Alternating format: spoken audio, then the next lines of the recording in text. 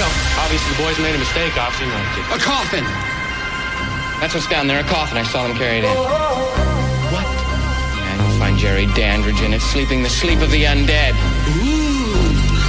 What are you talking about? He's a vampire. I saw him in that room last night. He had fangs and he ran around the neck. Heavens! What are you talking about? Wait! You can't just leave like this! Hi, television neighbor. I'm glad we're together again.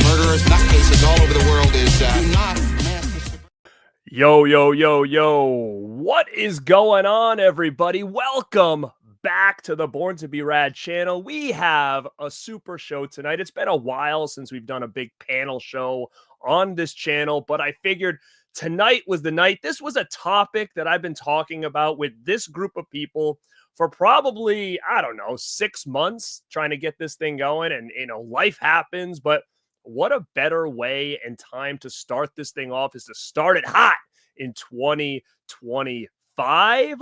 Before I bring in our panelists, I just want to see who is here really, really quick. And then I will introduce one by one who is on the panel tonight. Big Rod in the house. What's going on? He's been training for this moment his entire life. Dude, I love this topic of gateway horror. I'm so nostalgic with a lot of this stuff. And there's a lot of things growing up that I could say to myself now, I knew I was going to be heavily into this genre just based on all the shit that I liked as a kid. Dino, what's going on, man? Oh, he bought a steelbook of The Gate. The Gate is a big one. I think it's a big one for a lot of us. What's going on? Horror Collective starting a year with a bang. Great. Thank you so much, man. This is going to be a fun conversation. Lost Boy Rob, what is going on? Welcome. Adrian James in the house. The Radpack Pod is here. Hit that like ski, they say. Go subscribe to the Radpack Podcast on YouTube. That is my podcast channel. Huck is in the house. What's going on, Huck? Tina's here. What's up, kid? Ila, my main Ila. What's going on? Welcome. The Ring is in the house. Mel is in the house. Black Pate is in the house. Eli is here. All right, Devilish Daddy is here. Tape Rock Video. We got a lot of people popping in that want to talk about this gateway horror. Harley Go Frightly. What's up, kid? It is time to get into some kinder trauma. 100%. Vinny, what's going on? Blu-ray Addict is here in the house. Wow, you guys are popping in. Crater Mania is here. Go check out Crater Mania. He just started his YouTube channel. This guy's been in the horror game on the socials for a long time. It's cool to see him starting his channel up. So go check him out. Big Rod, what's going on, man? All right, gang. I see a lot of people popping, and we will get to you as the show goes, but I do not want to hesitate because we have a lot of stuff. What's up, Fozzie? What's up, Vanderhoff? What's up, John Doe? What's up from Screen to Shelf? All right. The first guest is somebody that you've seen me collab with a ton of times. If it wasn't for this person, I probably wouldn't even be here on YouTube right now. And he is one half of the first ever horror radio talk show. We got Wes, Mr. CK from Dead Pit Radio. What is going on, my brother? Hey, not too much, man. Thank you for inviting me. It's going to be a fun show. Lots of nostalgia talk, stuff that's going to take us back there just for a day. We talk about it all the time, but I want to give a special shout out, baby, to the Devilish Daddy in the chat room. Did you see his avatar there?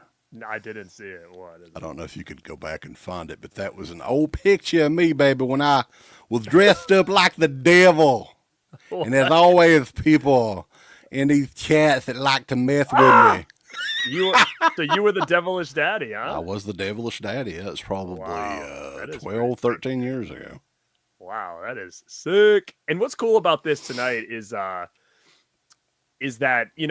people in the chat, all of us on the panel, like we might be similar in ages, but different enough where we're going to have different picks. And I think, what I love about this is just hearing the stories of how people grew up and things they were into, and hopefully unlocking some memories for me. And even when we get to the chat, hopefully they can start throwing things out that I'll be like, oh my God, I forgot all about that. Right. But Black Peter says, longtime Dead Pit fan. He was a fan before the channel was even called Dead Pit. He said it was just called Wes Vance. Is this a different channel or the same channel? No, dude, I don't even know. That's way back there. But Uncle Bill, who unfortunately can't make it tonight, his favorite member of the chat is Black Peter. Yeah, I know. He always talks about him. Yeah, he's a big fan. All right, I'm going to bring in our second guest, who is, no stranger to the show either. 1/3 of the Radpack, and that is Mel over at My Killa Podcast. Mel, what's going on, kiddo? What's up? Welcome. How's this it is going? your jam right here, kid. I'm sure you got a lot to talk about when it comes to this stuff. I hope so. I hope it's interesting. I'm afraid I'm going to have the same thing as everybody else. Well, the problem I think is that, I think we all came from different homes, and that's going to be an interesting conversation today because you were born into this, basically. I think you came out of the womb and were put in front of the TV to watch Poltergeist right away. So it's like different how my problem. I was like, I don't remember what my gateway was. It was my mom. So I was like, I'll just show you my mom. Here she is. But she didn't want to come today. Me, yeah. If she's here, I'm gonna freak. Is she over to the side right there? I couldn't talk her into coming, so oh my sorry. God, that is insane. Maybe next time. All right, fine. Okay. We are going to bring in our next guest right now. We are going to bring in the one and only Miss Crystal Cleveland. What's going on, kid? Welcome to the show. Daniel. I was like, hey. I'm so happy to be here. Thank you. I feel honored. So honored. Wow. Yeah. I mean, you guys have seen Crystal. She's been on this channel before. She was part of our Rad Company last season, I think. So it's cool to have you back, kiddo. Well, thank you for having me. This is a fun one. I had a very hard time with this, though. I'm not gonna lie. I realized that all of my gateway picks were inappropriate, so I had to go back and reevaluate them because The Exorcist is not a gateway horror film. I'm sorry, it is for me, but it's not for everyone else. So I was like, no, Crystal, you got to dig deep trying to find. Were you born into horror too? Did you come out of the womb and get put in front of the TV to watch Exorcist? Is you kind of in the same boat as Mel down there? I was 5 when I saw I had a TV in my room. I may or may not have had that similar thought about The Exorcist. Isn't that crazy? It's wild how many horror fans are like, yeah, I was also watching The Exorcist at 5. I'm like, yeah, it was. There's something about it that just really, I know it's great. What's worse is I watched it at a babysitter's house the first time. And I wasn't scared. Thankfully, I was able to handle it, but that could have gone horribly wrong for 100%. And I can't wait to hear about all those stories too. And because I kind of grew up not in the same way. Like my uncle is who got me into horror, but my mother was pretty strict when it came to specific things. It was weird. It's like we had weird rules. It was like if it was on TV, I could watch it. So a lot of the horror stuff I saw early on were edited for television. And obviously we'll talk about it too, but a lot of kids movies, even back in the day, if it wasn't rated PG-13 or R, I could watch it. But looking at some of this stuff now, it's like, I don't even know if, little kids would be watching this kind of stuff now. Things were just so different back then, which I'm sure will be a lot of conversation tonight. But I do want to introduce our last guest tonight. And you guys may know this guy. He's been on the channel before. He was also part of Rad Company as well. Him and I have also collabed on other videos as well. And this is Mr. Daniel over from the Cobwebs channel. Daniel, welcome to the show, my man. Hey, man. Oh, thanks. I'm doing good. I'm super excited. I did not see The Exorcist as a kid, but I hope I will be welcome anyway. I have a feeling me and Daniel grew up more similar than the rest of you three, to be quite honest with you. Well, I was watching Faces of Death when I was in middle school. Yes, me too. Yes. Oh my God, yes. And I remember I was asking my brothers, I was like, is that really real? Because they were way older. They're the ones, they're the problem, okay? They're the problem. I think you have older siblings. I think that's what kids are doing now for gateway horror. They're watching stuff like Faces of Death, but it's on TikTok or it's on weird websites. Really. Yeah. Mm-hmm. Hold on. Are you talking about Daniel? Because I will die. So does Daniel look like your ex-wife's new husband? Sick, dude. I love it. I did not steal your girl, but I appreciate you calling me Mr. Steal Your Girl. Mr. Steal Your Girl. That's your new nickname, brother. Love that. Oh man, that is so funny. But yeah, it's things are interesting now being a kid because it's either you're not seeing any of this at all, or you just go on social media and seeing like the worst of the worst, which is like, yeah. Weird. So it's like a weird time when we grew up and there was none of that. So you kind of, you're in your own little world of this stuff and not seeing too far outside of it. So it's going to be cool to kind of talk about this kind of stuff with you guys. For sure. It's one I've wanted to do for a while. And like I said, coming on to this, we had kind of chatted about this for quite a while. And Daniel, I have to say, kept nudging me like, okay, when's this going to happen? So, I mean, I will give him full credit of finally making me put my foot down and say, all right, it's happening. And it's funny you bring up Faces of Death because I can remember going to my friend, his name was PJ, and I was definitely in high school. And he was like, oh, you guys got to come over. I got something. And like, I went to his house and he had it like under his mattress. He's like, what I got? It was like Faces of Death. And I just remember them hammering that little monkey's head or whatever, like, and being in high school and being like, what the hell am I watching? They did a Blu-ray of that a few years ago. That's out on Blu-ray. Oh, in HD, you get to see the little monkey? Yeah. They're doing a remake of that this year. Like, what does that mean though? I think it's just a name. Yeah, they're just using the name. Faces of Death is back. Are we imagining they're going to go out and kill a bunch of people? And then bring that monkey in. All right. When we were like middle school age, every time we would get together, we'd rent a bunch of these horror movies and stuff. And he was always the first one. Let's pick a Faces Death or Traces Death movie outright. And he would always be the first one to vomit all over the place. Like he would get like violently sick. Yeah, like, but he would be the one that wanted your to see friend it would initially. vomit? Yes, I got to go to the bathroom, man. Got so sick. That's awesome. Yeah. I love it. So before we start, I do have a super chat coming in from Gus. What's up, man? What is going on? Oh my God. Gus, I'm going to give you a little super chat, actually. What am I going to give for Gus, man? We'll do this one. That often. Bam! That just kicks it up a little bit. Baby. All right. I see Justin David in the house. What the third member of the Rad Pack said that monkey scene always made him hungry. Interesting. Of course it did. Cauliflower or something, right?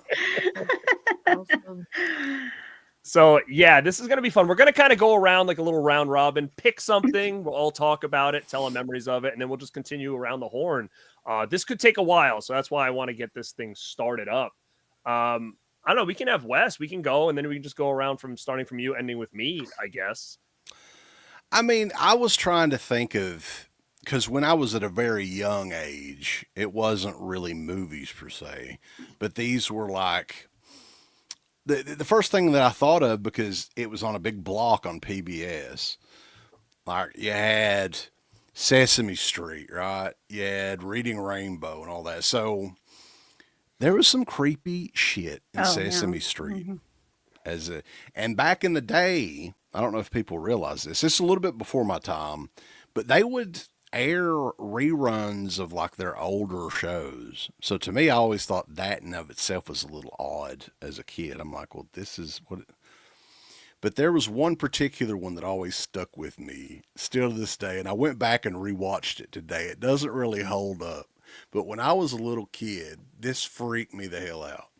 So Bert and Ernie were wandering around in like this Egyptian pyramid. Oh my God, I remember that one. I do. Yeah. Yeah, with Ernie's like the statue thing, right? And they come across these statues of Bert and Ernie both, right? And, Bert was like the serious one. He's wanting to look and check out everything else in the pyramid, right? And Ernie stays behind, and the Egyptian Ernie with the goatee and the makeup and everything would come alive and mess with Ernie. And That's awesome. yeah, and this was an episode, I think, from the early 80s, like 1982.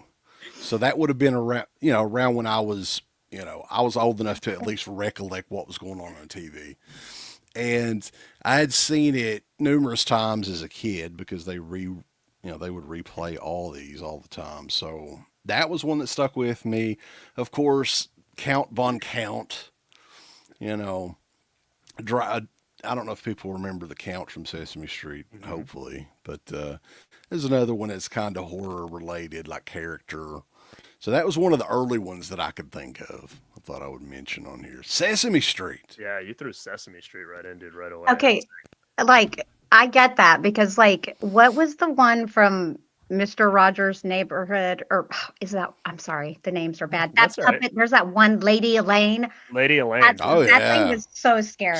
That She looked that like thing an was alcoholic, horrible. whatever, that one. Yeah, she looked insane. Like, what was wrong with her? Like that Like the thing red was. I nose. get it. Mm-hmm. Yeah, there was some freaky stuff in that too. Yeah, like wasn't Lou Ferrigno on the episode and they were putting him in makeup and everything for the Incredible Hulk? I remember being freaked out by that too.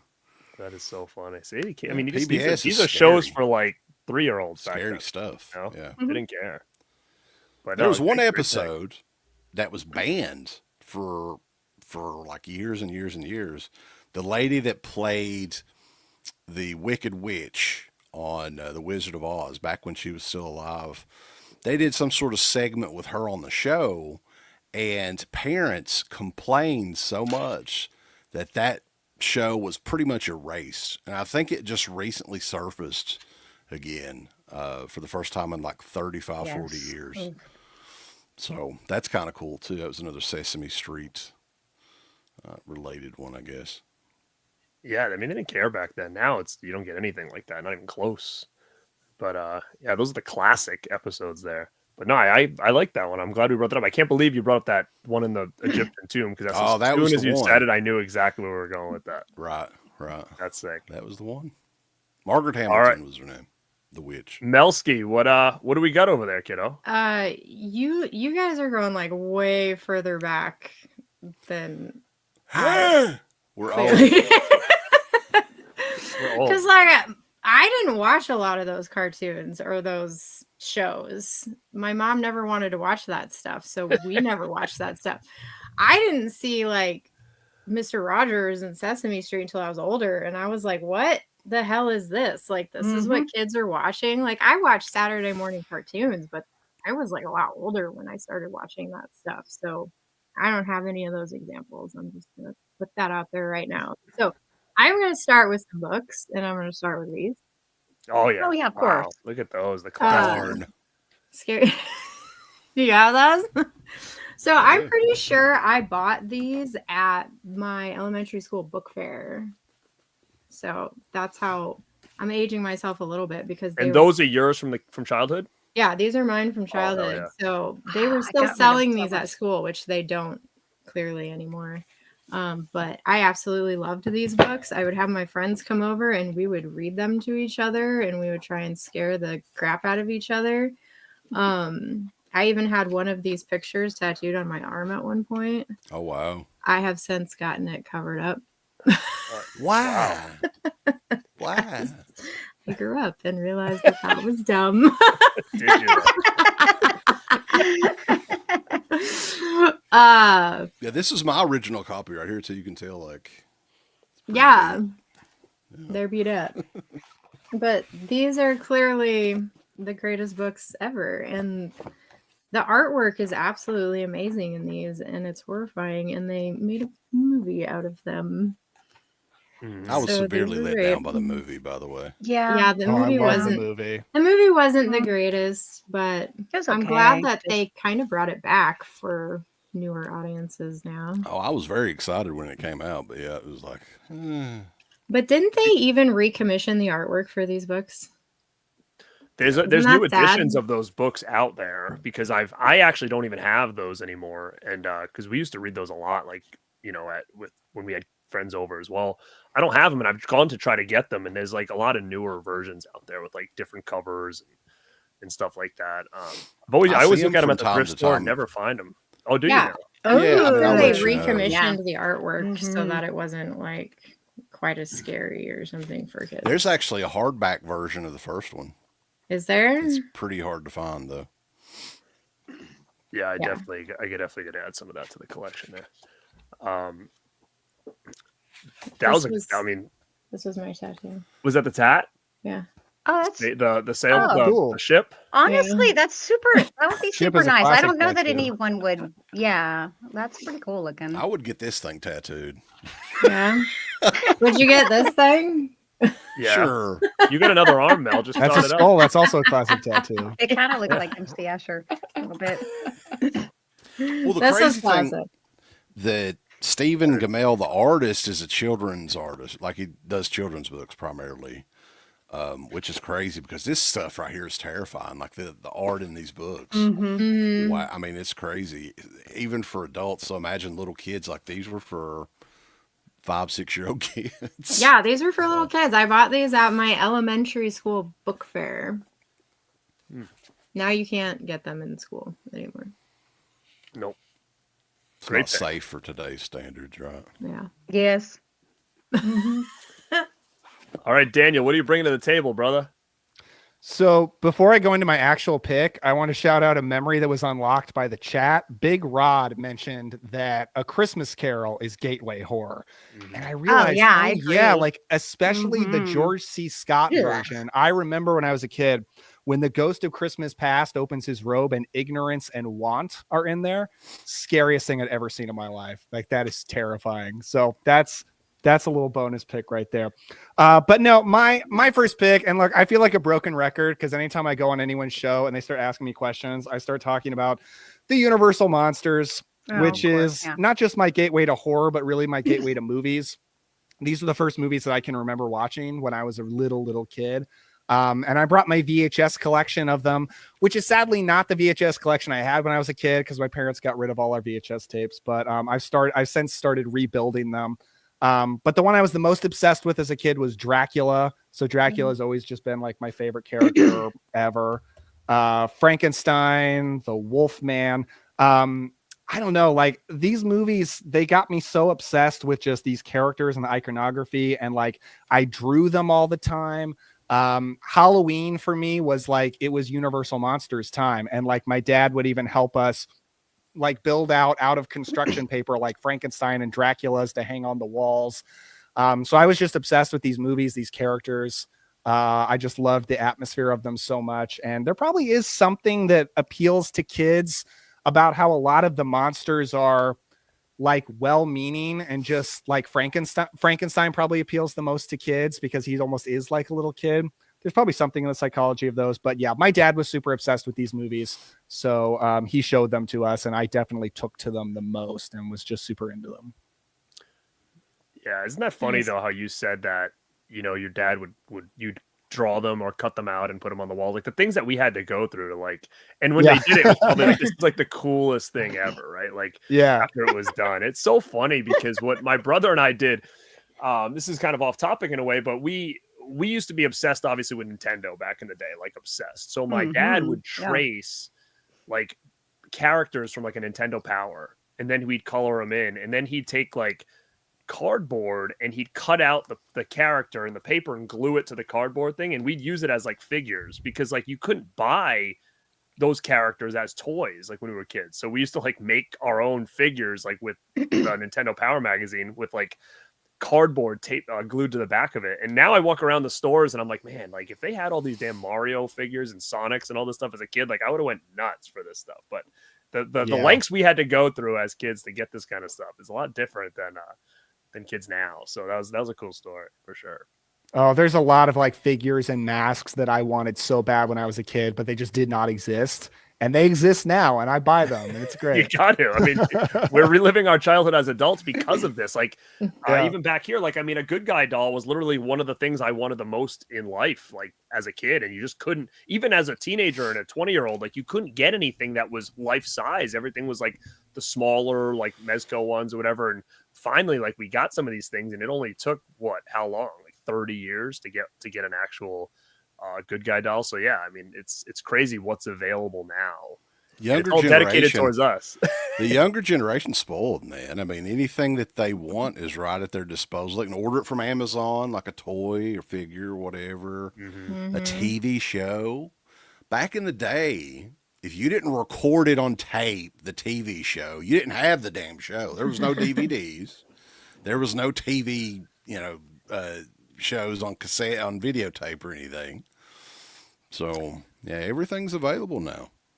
But at the same time, I think that's also why, even as adults, we cherish certain things so much, because it was like when you had it, it was so important because it wasn't so readily available. Like, when you would rent a movie or something like that and it was time to take it back, I mean, how bad did you want to continue to watch that thing? And you just couldn't. It was over, and that's, you got rented it over and over again. Or, you could have bootlegged it like Mel did. I mean, you could have did that stuff and just kept it or whatever, Just take it to my grandpa's.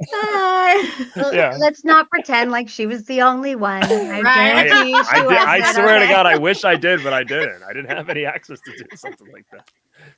How about you, Dan? Were you bootlegging VHS tapes from the video store and keeping them?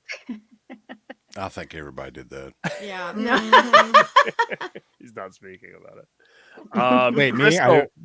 Oh, yeah, you. I didn't realize you were can. asking me. I don't remember doing that, but I definitely taped stuff off of TV. Oh, So yeah, we yeah. had tons of custom VHSs off of TV. 100%. Crystal, what are you bringing to the table on your first pick here? Okay, so can I go a little off tangent with the art Sure. stuff? it. If you want to know how messed up I really am, okay? God damn. I should not Yes, admit we this do. stuff. Okay, so when I was, I guess, 8 or 9, I had my brothers. One brother really is the one that bought me everything, and they were way older. Let me just say that I'm closer in age to my niece than I am to my brothers. Okay, that's how much older my brothers are than me. They were more like dads. So they were cool dads, though. So they would buy me all this, and I asked one of my brothers to buy me this H.R. Giger art book. And so, speaking of cutting the stuff out, I cut the stuff out and I would put it on my walls.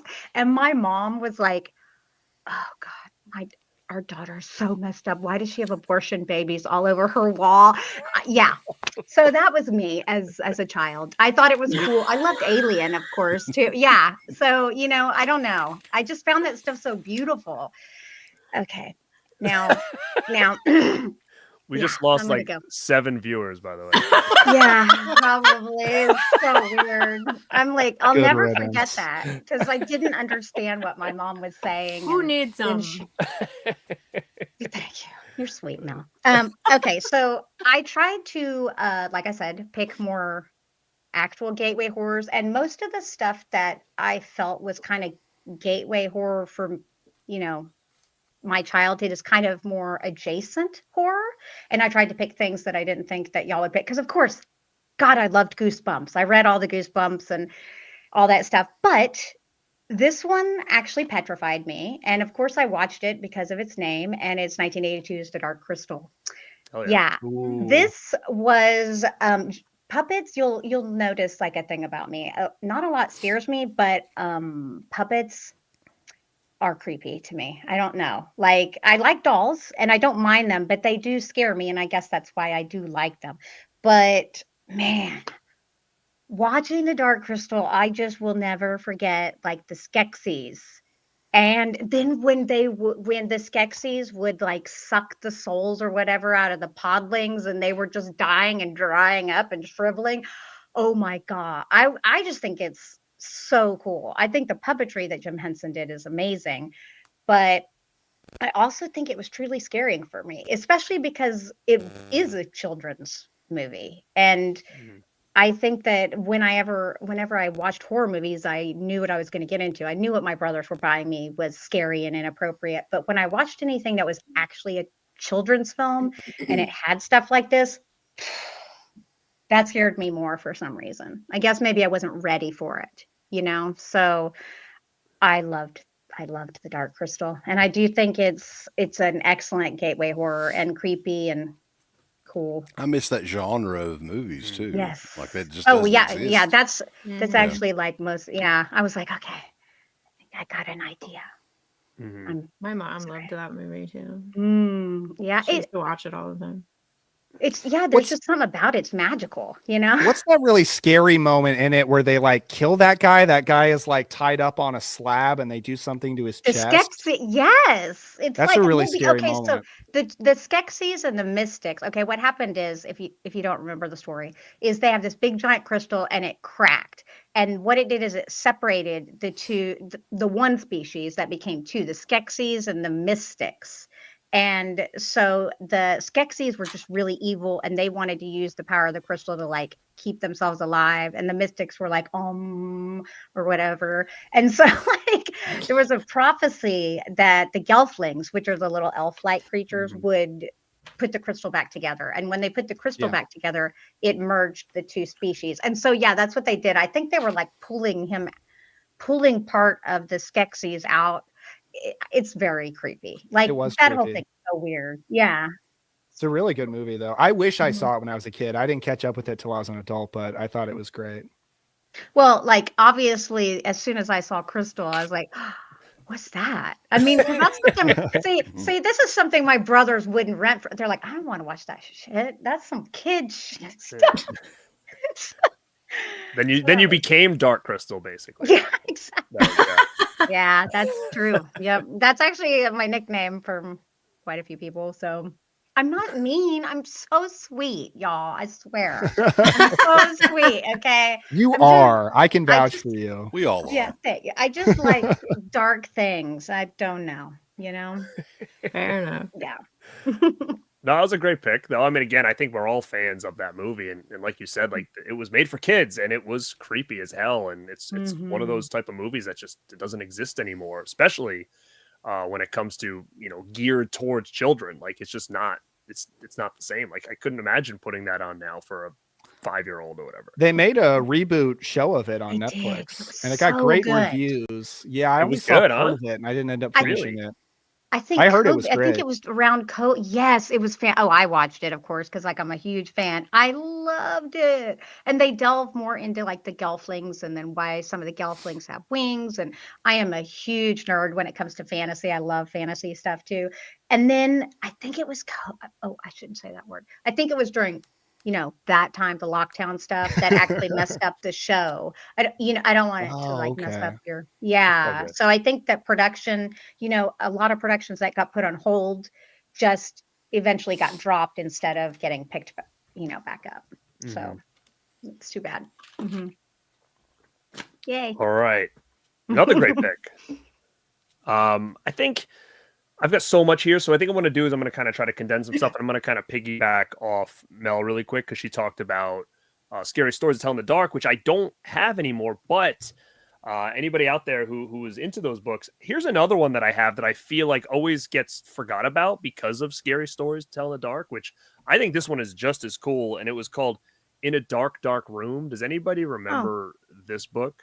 Mm-mm. Now it's very similar in tone with the anthology scary stories, and the one story I think that you guys may remember in this one is about a little girl who had you can't see it from here, but this little girl had like a choker on, and she ended up finding the man of her dreams and getting married.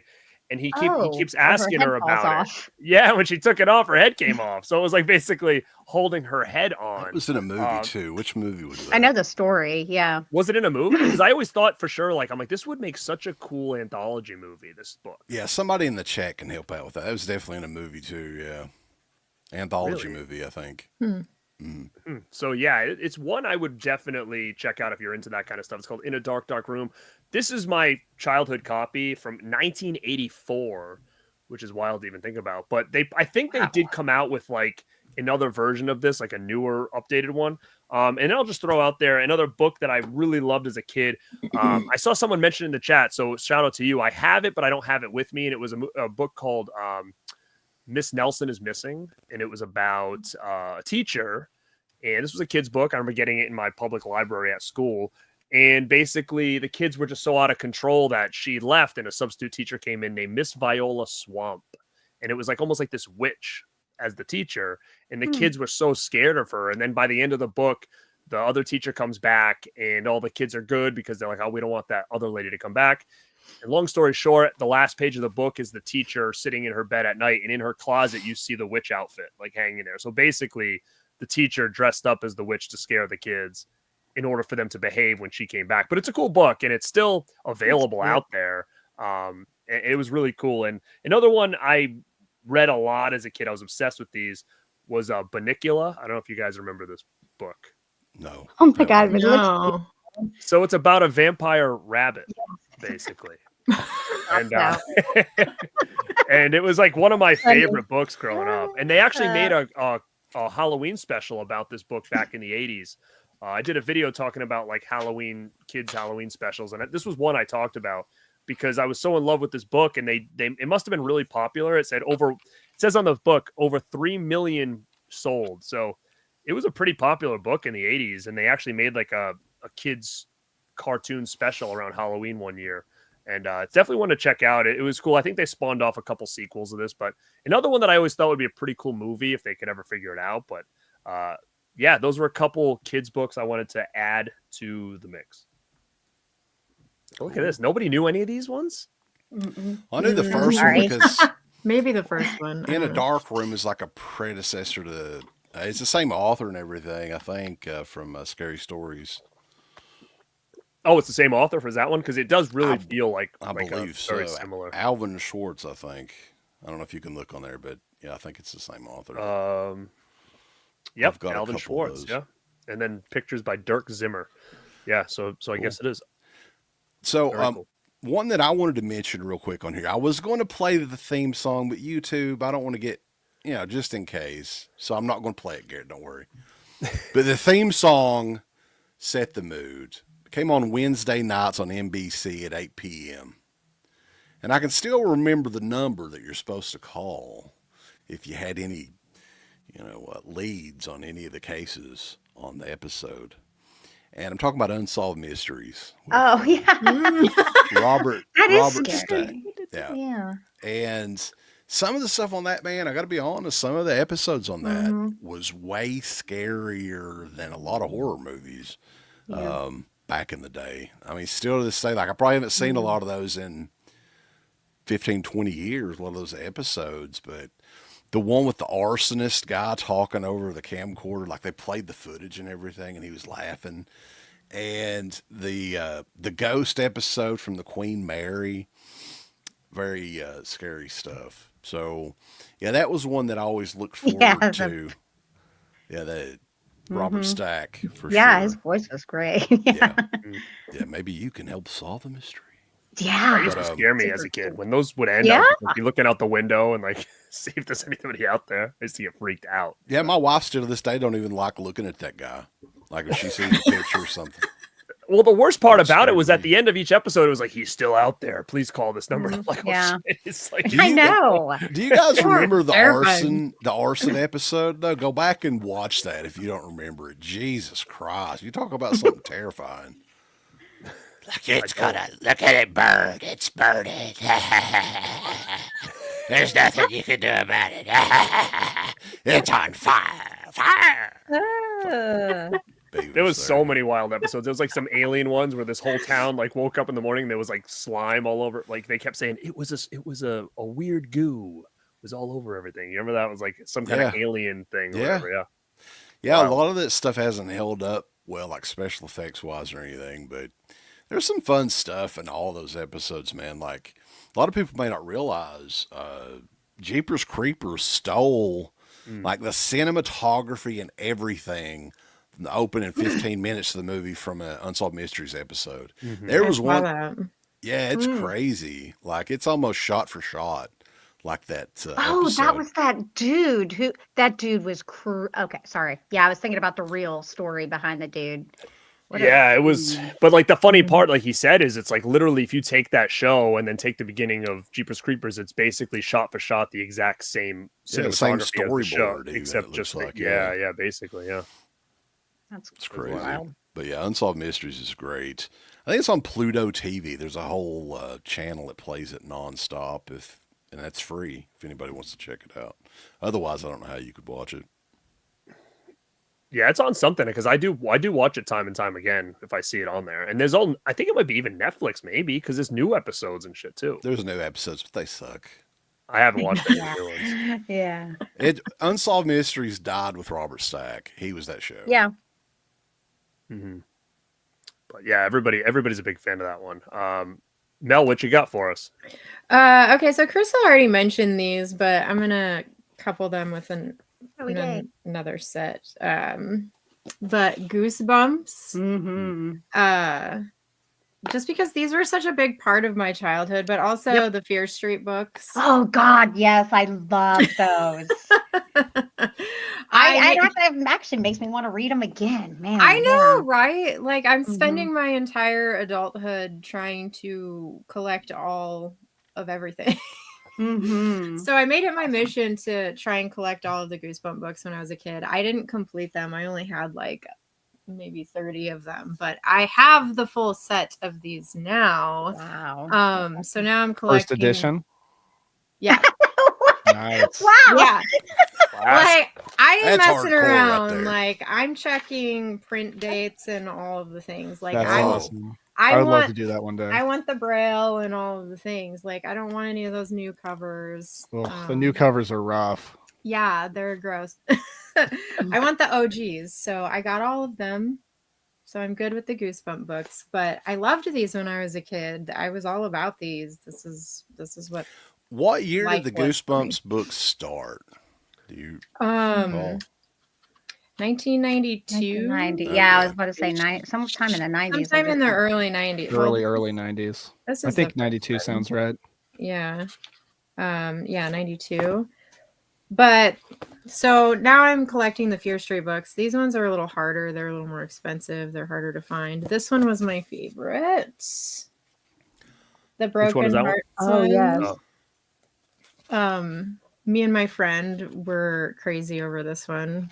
Same. I'd never had any friends that liked these books. Like, and I was the only one of my friends that liked horror. Like, I had one friend that I traumatized a lot. She would come over and I'd be like, "Ooh, you want to watch a movie?" And it'd be a horror movie. And then she'd go home. She'd tell her mom.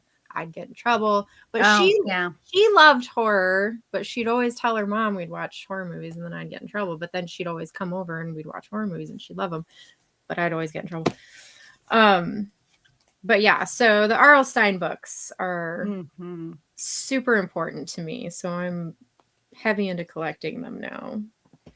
So as far as reading the books, I got to be honest, like there's something about reading them where I get so involved, even more so than watching a film. So it can hit me differently. And so I think that's why I do enjoy reading horror books or things like that, because I get so heavily invested in it. There's something about it. Like, I get it. A lot of people don't like to read, but sometimes. Whoa. I like to read. I just don't have time to read. Uncultured people on here. I read audiobooks. Books are always Audiobooks are books. That counts. They are books. Yeah. That counts. You know what? I'm totally with you. I think what it is sometimes too with a lot of this stuff is your imagination creates something special, and then when you see it on film, you're like, it's not really what I came up with in my head. And I think that's sometimes why when people go from the book to the movie, it kind of ruins it for them because they've already created these characters and these scenarios in their brain. And that's kind of the magic with books. And I used to love to read these kind of books as well. Unfortunately, I just don't have a lot of time to do it anymore. But books and video games are one of those things that I continue to collect, thinking that like I'm going to magically have all this available time someday to just watch all this stuff. It's your retirement plan. You have to have a retirement plan. That's I've got what I'm stacks saying. of movies that I'm like, I'll get to this eventually. I got books, I got video games to play. I got a lot of stuff to do, so I better not, have to retire too late. But I mean, before we move on to Daniel, I just want to just piggyback off Mel, so I don't have to use this later in my picks, but. Talking about those R.L. Stein books, R.L. Stein was definitely a gateway into liking this kind of stuff for me. But I was too old. So when Goosebumps came out, my brother was getting into them, and he's 2 years younger than me. And I never, that wasn't in my world. Like, Fear Street was in my world when I was a kid, but Goosebumps didn't exist. So I was really reading, just the R.L. Stein books. And the big ones... I think this might have been the first one I ever bought from the store, and it's the same copy I had, and it was called The Snowman. I think this might have been the first R.L. Stein book I had ever read, and I loved it. And then I remember getting this one next, which was called Hit and Run, which is those covers are so fire. So sick. They're great. So sick. So I'm really digging his novels like this, and this third one I just brought to the table because I know it was an early one I had was The Dead Girlfriend.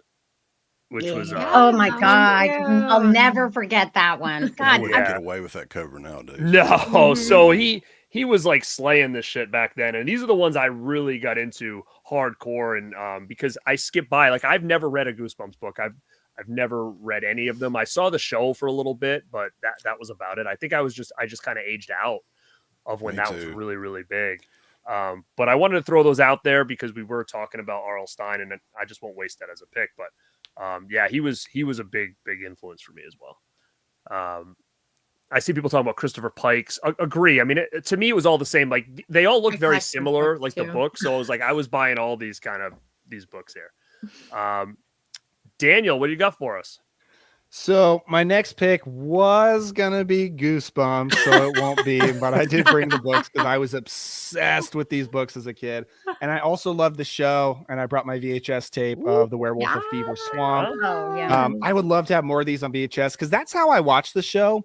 I think I was actually a little too young, unlike Garrett was a little too old, to watch Goosebumps when it was originally airing. But I rented the VHS tapes from the video store all the time, especially The Haunted Mask, which... I was going to say, is that the one with the mask where it like gets stuck to her face? The Haunted Mask is amazing. Yeah. Yes. It scared the hell out of me when I was a kid, but I loved it, which was rare for me because usually, like, if it was scary, I didn't want anything to do with it. And when I was a kid, I wanted the mask so bad. Like, I wanted a replica of the mask, and it didn't exist. I have it. I didn't think to bring it. It's in the next room, but I have it now, and it makes me so happy. My wife actually got it for me for Christmas one year. Awesome. And it's so great. That's but the I beauty won't of pick those now, right? We can get the shit we always wanted. Yeah, for sure. Dude, it's crazy. I was like scouring the internet for a Haunted mask I could own, and it did not exist. You couldn't buy it. But my next actual pick, I'll go with the Hammer movies, which was like my next step up after Universal Monsters. And these were cool because I found these on my own. My dad was not a Hammer fan. He didn't watch them. He didn't bring them to me. I caught them on TV, and I taped them onto a VHS tape, like I mentioned. So I had VHS tapes of these three, just these three: Horror of Dracula, Curse of Frankenstein, and Curse of the Werewolf. And that's all I had. That's all I saw until I was an adult. But I watched them over and over again. And another thing that I wanted so bad as a kid was an action figure of Christopher Lee Dracula. I actually had a Bela Lugosi Dracula figure. And NECA just released it, and I have it now. I didn't think to bring it. It's right over there. But yeah, now I have that on my shelf. Which how does it look? Is it sick? It's really good. Yeah, cool. It's a great likeness, and you can switch out his head. So it's varying levels of angry with blood dripping down his mouth. And it's awesome. But yeah, love these as a kid. And then when I was an adult, it kind of occurred to me, well, I wonder if there are more of these movies, and there are. And now I've seen pretty much all of them, and I just love them. That's cool that you brought that to the table, because I actually was going to talk to you about this. So it's kind of cool that we're talking about it now. I've told you this before. My uncle is a huge Hammer fan, and he's been trying to get me into them for a long time. I've seen some, like, I mean, I know Vampire Circus was one that I watched and whatnot. And he's always telling me, like, you got to watch it. And I just never did. I don't know why it didn't like grasp me. I don't know if it was like the time frame. I don't know, because when it was set, like, so I didn't, but I've kind of trickled some in throughout the last couple of years, and I do really enjoy them. Like, I feel like what I like about them is they're almost like very chill. Like, it's like one of those like movies that you can just kind of sit back and just like have it on, like, you know, anytime. It's just got a cool vibe to it. Yeah, 100%. And, you know, I was going to message you and be like, dude, I would love to do a show called like Hammer 101, where you can kind of just tell me the big ones to like go after, because one of my goals like this year is to kind of dive deeper into that library. And it's funny because right here, this was one I did watch over the last year, which I loved, and that was Curse of the Werewolf. So I do have this, and it was funny because when Scream Factory released all those Hammer movies, I owned every Scream Factory release, and I didn't buy a single one of those Hammer ones because I'm like, oh, I'm not going to start the Hammer collection. I don't even know if I like that, and I just kind of left them alone. So now I'm almost hoping that I can either get them all cheap, or they're going to come out again in like maybe a set or something that I can just kind of hammer them all out.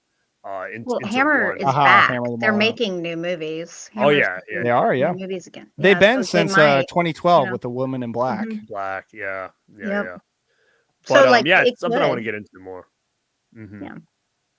Yeah, it's funny because the Hammer movies from Scream Factory that is the time I started day one pre-ordering from Scream Factory. Before that, I was like picking them up secondhand and stuff. And then we started releasing the Hammer stuff. I was like, I'm pre-ordering these. I'm getting the posters, so I like have all the posters, and those are like the only Scream Factory posters I have. No, that's cool because it's so funny because it's the totally opposite for me. But I definitely want to, dive deeper into that and stuff like that. So awesome pick. I'm glad you brought it up so we could have this conversation here and chat. I see you. You're saying a lot of cool stuff. I just want to make sure we keep to time, but we will get. We'll start pulling some stuff up as we go. But thank you guys. You guys are being cool in there. Crystal. Dark Crystal, what do we got? Me? Oh, okay. Oh, yeah. I will say, okay. Oh my God, this one's embarrassing. Okay, I'm gonna do this one. No, it's not a bad one. It's so dumb. It's the dumbest thing I think I've ever watched, and I love it.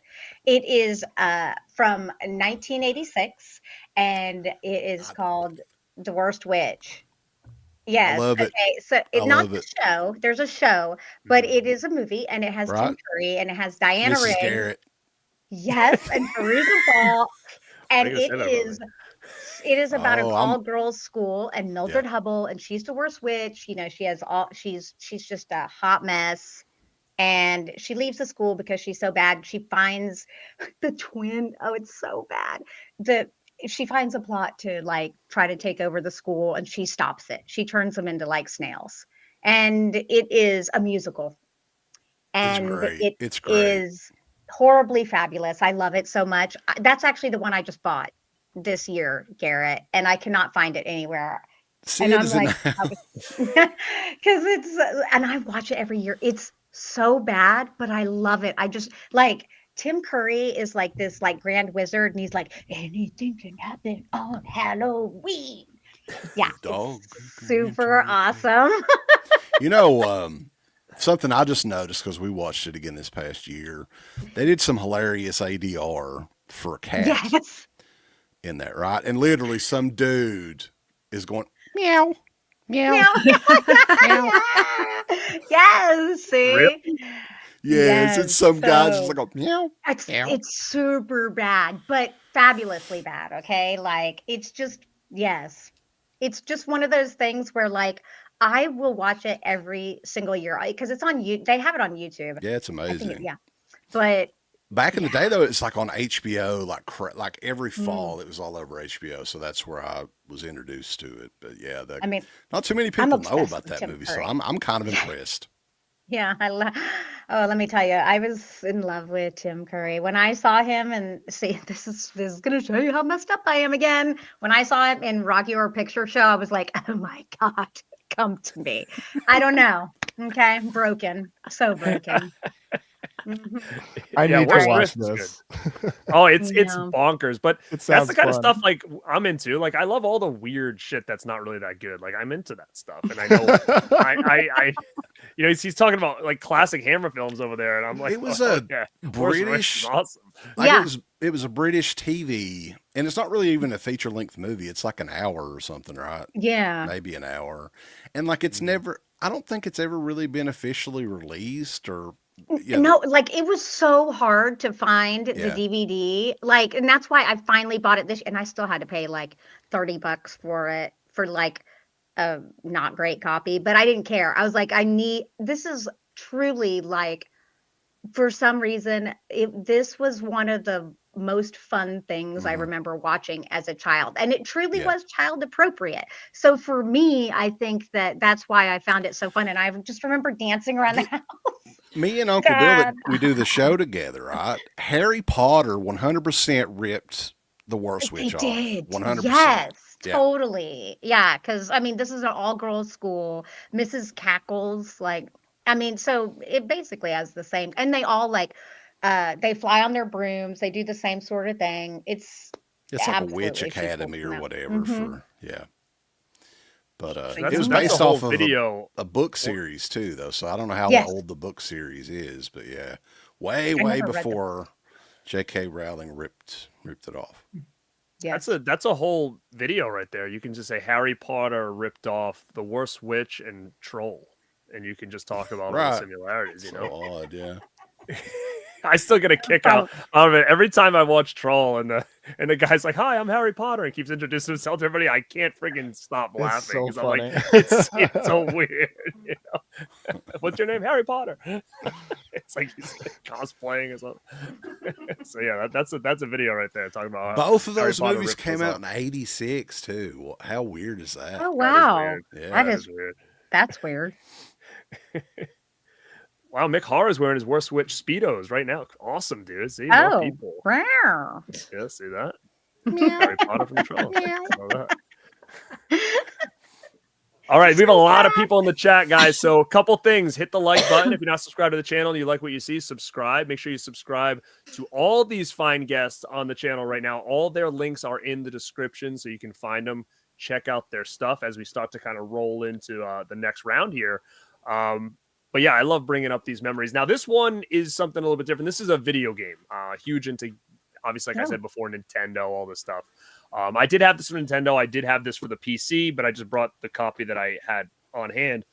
But that is a game called Maniac Mansion. And I'm not sure if anybody is familiar with this game, but it's not one that like ever gets talked about. Now, it was popular enough to get like this weird TV show like back in the early 90s or late 80s. But the TV show really didn't really have a lot to do with the game, just by name and a couple characters. But this was always something that I thought would make a fantastic movie. And I don't know why it's never been done. But basically, there's like a group of like 7 kids, and each one is like kind of stereotyped. Like there's like a surfer guy, there's like a rock and roll guy, and you pick your group, and each kid has different talents. So you try to pick this group of kids, these 3 that you want based on their talents, and they have to go to this mansion because this guy kidnapped one of the dude's girlfriends. So you have to go in there and you knock on the door. It was like one of those like point and click games. And, you ring the doorbell and you're going to hide, and the guy will come to the door, and then you can try to sneak in. And there was all these things that you could do. It was like a choose your own adventure game, but it was so creepy. It was like a horror movie that you could play like on the PC or in Nintendo. And there was so much weird shit you could do. Like you could go to this dude's bedroom, like when he wasn't in there, and steal his hamster. And then you go downstairs and you could put hamster in microwave, and then you could like blow the hamster up. And then it's like you could do like all this weird shit. Like you didn't have to do this to beat the game, but it was so, free play that you could just make up shit. Cause it was like one of those games, like put this here, do this there, and just kind of make up things as you go. And it gets kind of brutal because you can then take the hamster, the dead blown up hamster out, and then go to the guy whose pet it was and say, give Ed bloody hamster.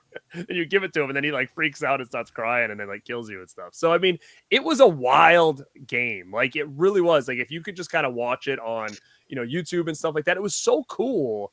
And trying to get this, it was like there was aliens involved. There's a whole thing, but Maniac Mansion is super, super underrated, and definitely something like my brother and I and neighbors loved as kids. And man, this had horror movie written all over it. So if anybody in the chat knows this game, there was tentacle monsters. Yeah, Maniac Mansion.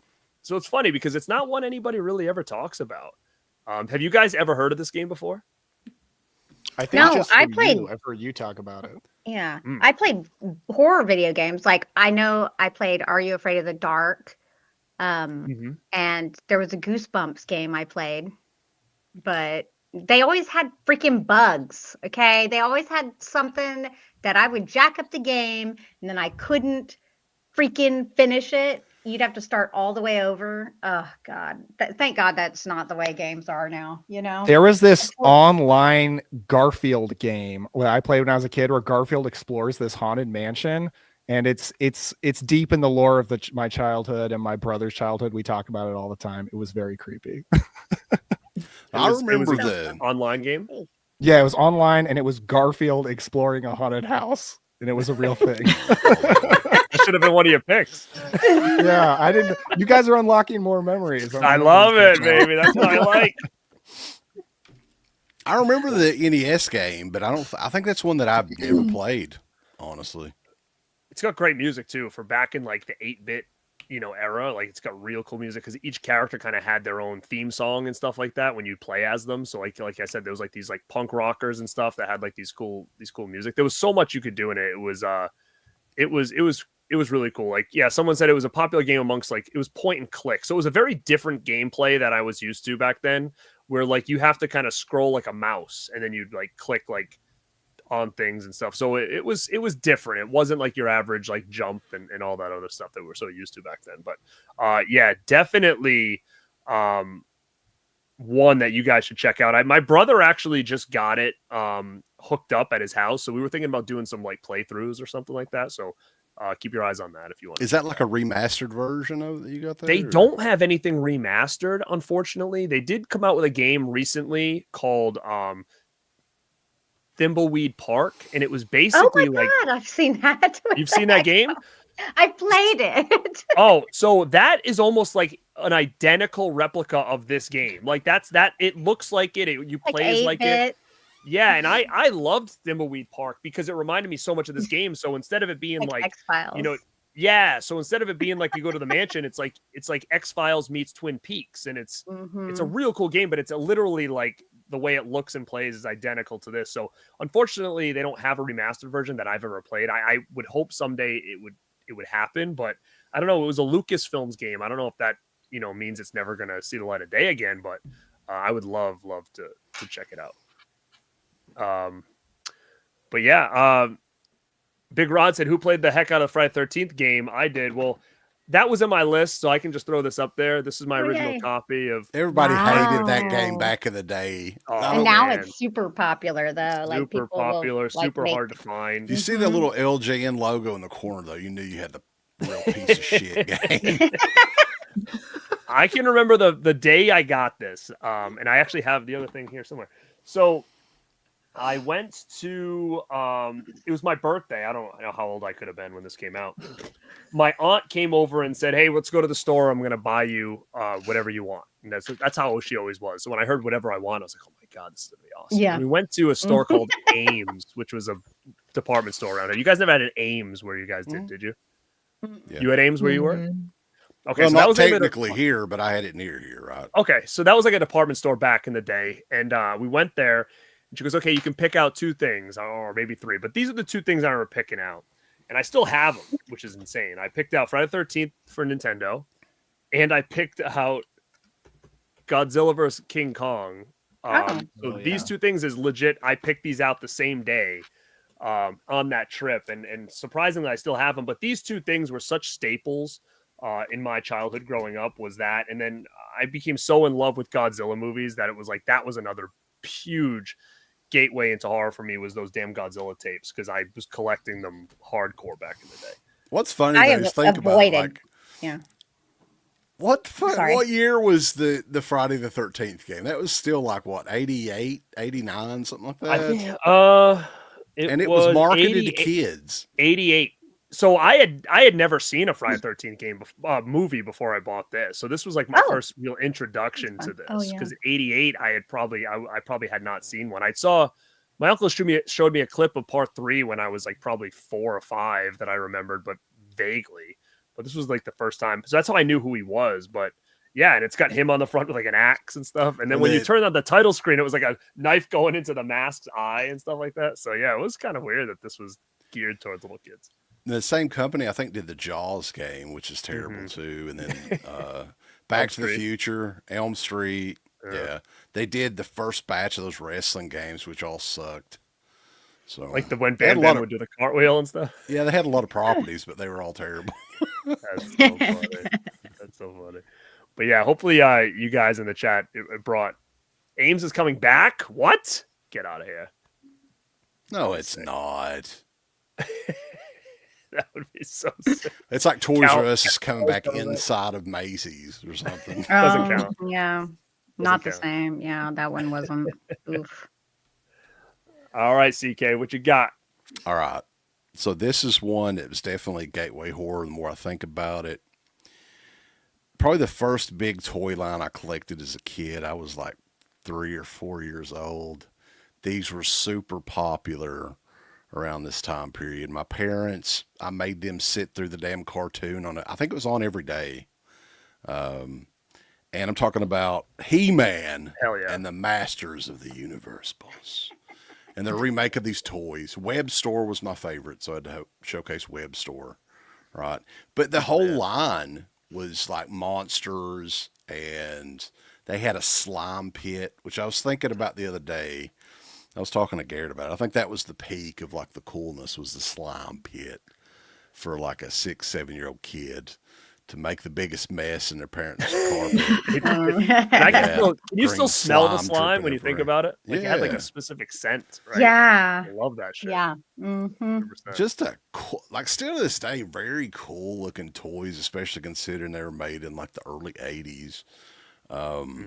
Yeah, the Battle Bones thing. It was like a carrying case that was it was like a dinosaur skeleton that would hold all your figures or whatever. So Skeletor, of course, everybody loves Skeletor. Hordak, Moss Man, we love Moss Man. He smelled like pine saw. And my story about Stinkor. Did you remember that story that I told recently? I don't know where it was when I Stinkor. said it. Tell it again. Stinkor had a stinky smell. It was like he was like a skunk, and that smell always like stayed with me forever. And then I think it was in like high school or like middle school. This girl walked on the bus, and I'm sitting there, and all of a sudden I'm like, "Yo, that girl smells like that skunk." Stinkor. No. Yeah, like I couldn't get it out of my head. It was like no. I had never smelled Girl. that in my life besides that figure, and I was like, 10 years went by, and I'm like, what the hell? Why does that girl smell like this figure? Come to find out, that figure was like marinated in patchouli oil, and that was the scent that the girl was wearing. Okay. So I was That so makes confused sense. because I had never She smelled was that just before. a hippie. Yeah, she was. Yeah, she was. And So, I mean like, that in the best way. I can remember totally. being like, why does that girl smell? Because in my head, that smell was like a skunk kind of smell because of that damn figure that I grew up with. So I had no other, way to describe that smell, but it was wild to smell it again all those years later. But yeah, you're right. He-Man was my first toy line I was ever into. And one of the coolest ones was that Fright Zone where you remember that when you had to put your hand in that Puppet monster and it thing. would come out of the cave and you could like grab the guys. It was so awesome. Yeah, So the Snake Mountain that had the microphone thing that you could echo and be like, I'm Skeletor. It was on Satanic Panic. Remember that? Oh, They had the yes. Satanic Panic show, and the guy's like, "Do you see the microphone? We have the devil's voice." And they were like saying how it was those toys were possessed by the devil. Yeah. right. That's wild. No, but I love that toy line. I have no idea what happened to all of my old toys, but yeah, that was my first. Like that's kind of what started collecting with me. Like that was the first big thing that I got into, and I had tons and tons of that stuff. 100%, man. The same. Which is so crazy that we live so far away, and literally that was what got me into collecting. It's the first thing I remember collecting was those damn He-Man toys as a kid. Yeah. But killer freaking pick. Melski, what do we got, kid? Well, I didn't have any toys. Well, horror toys. I had Barbies, and my brother used to light them on fire. So, Mhm. so rude. So I guess I'm gonna say my movies for last. So I'm gonna jump into Tales from the Crypt. Oh hell yeah! Oh. I don't know if my mom was really so much into these as when I was a kid. I used to sneak into my parents' room and I would fall asleep at the end of their bed on the floor when I was like scared at night, and they would always have their TV on, and late at night Tales from the Crypt would come on.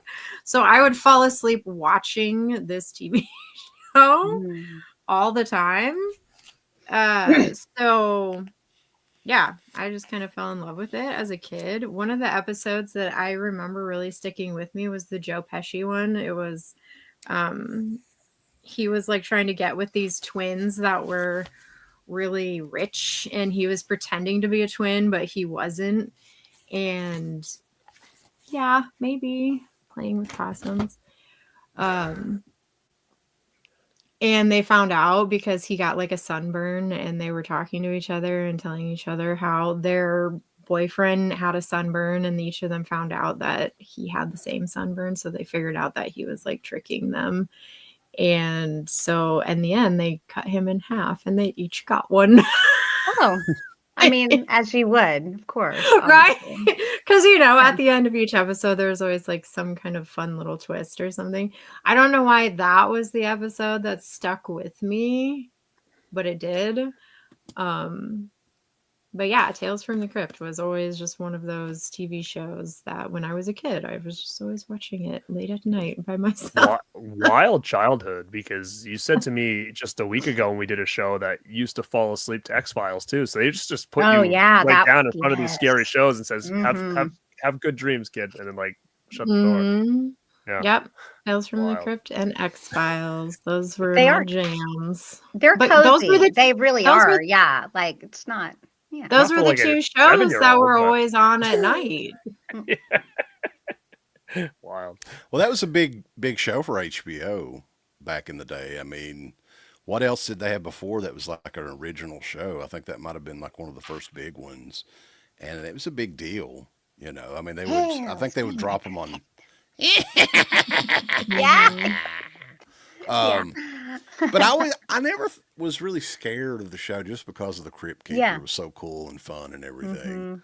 Yeah, he was funny. He wasn't like scary, but it was like I was watching these when I was like super young, and then I was watching X-Files when I was a little older. They had a lot of big people involved in that show too, right? Like big name actors and directors. And yeah, they always had cameos. Guest stars. Yeah. What year did that begin? Because I watched Tales from the Crypt religiously, but I didn't have HBO, so I would have watched it when it like came to Fox or something. So like 89, I think. 1989. So it started on HBO, but then it came to Fox later, right? Yeah. Because I didn't have HBO, but I watched Tales from the Crypt every week. But they may have had HBO. like reruns on Fox. But I'm pretty sure it was on HBO nonstop. Interesting, because I remember watching them probably in like the 95-ish for the first time, but it had to have been on cable. Yeah, well, it was on through like 96 or so. So it was on for a while. As the later seasons went on, you could tell like the budgets and everything were dropping for the shows, and they weren't as good, of course, like a lot of other shows. But yeah, that series lasts, what was it, 7 or 8 seasons, I think. 7. Yeah. Then they made the cartoon. Remember that? I never did see the cartoon. It was on Saturday mornings. Saturday morning cartoons for a while. I had a little block. Yeah. Tales from the Crypt Keeper. It was basically like the same idea, but it was like a cartoon kind of thing.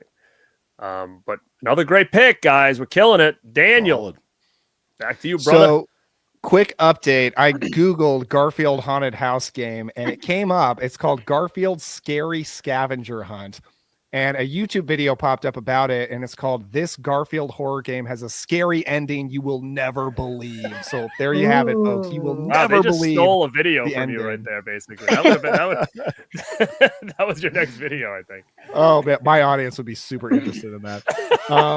So my next pick is not Garfield related. However, I could have probably picked Garfield's Halloween Adventure because I loved that, and the ending was super scary. It really scared me. But instead of Garfield, I'm going with Alvin and the Chipmunks. So I've got Alvin the Chipmunks meet Frankenstein and Alvin the Chipmunks meet the Wolfman. So these came out in 99 and 2000. So I was like 6, 7. And I super loved these when I was a kid. I watched them over and over again. And it was actually just last year that I like remembered them. Like I was reminded of them for some reason. I was like, oh yeah, I remember those. So I tracked down the DVDs on eBay and I watched them again. And, you know, it was nostalgic. The first one, Frankenstein, is not actually that good, but I had a pretty good time. But the Wolfman one is actually pretty good. The plot of it is basically just a ripoff of Fright Night and Teen Wolf, where they get a next door neighbor who is Larry Talbot, and Alvin suspects that he's actually a werewolf, and it basically plays out like Fright Night. But then Theodore gets bitten by the werewolf, and he gets like cool and popular at school and gets more aggressive. And it's basically Teen Wolf.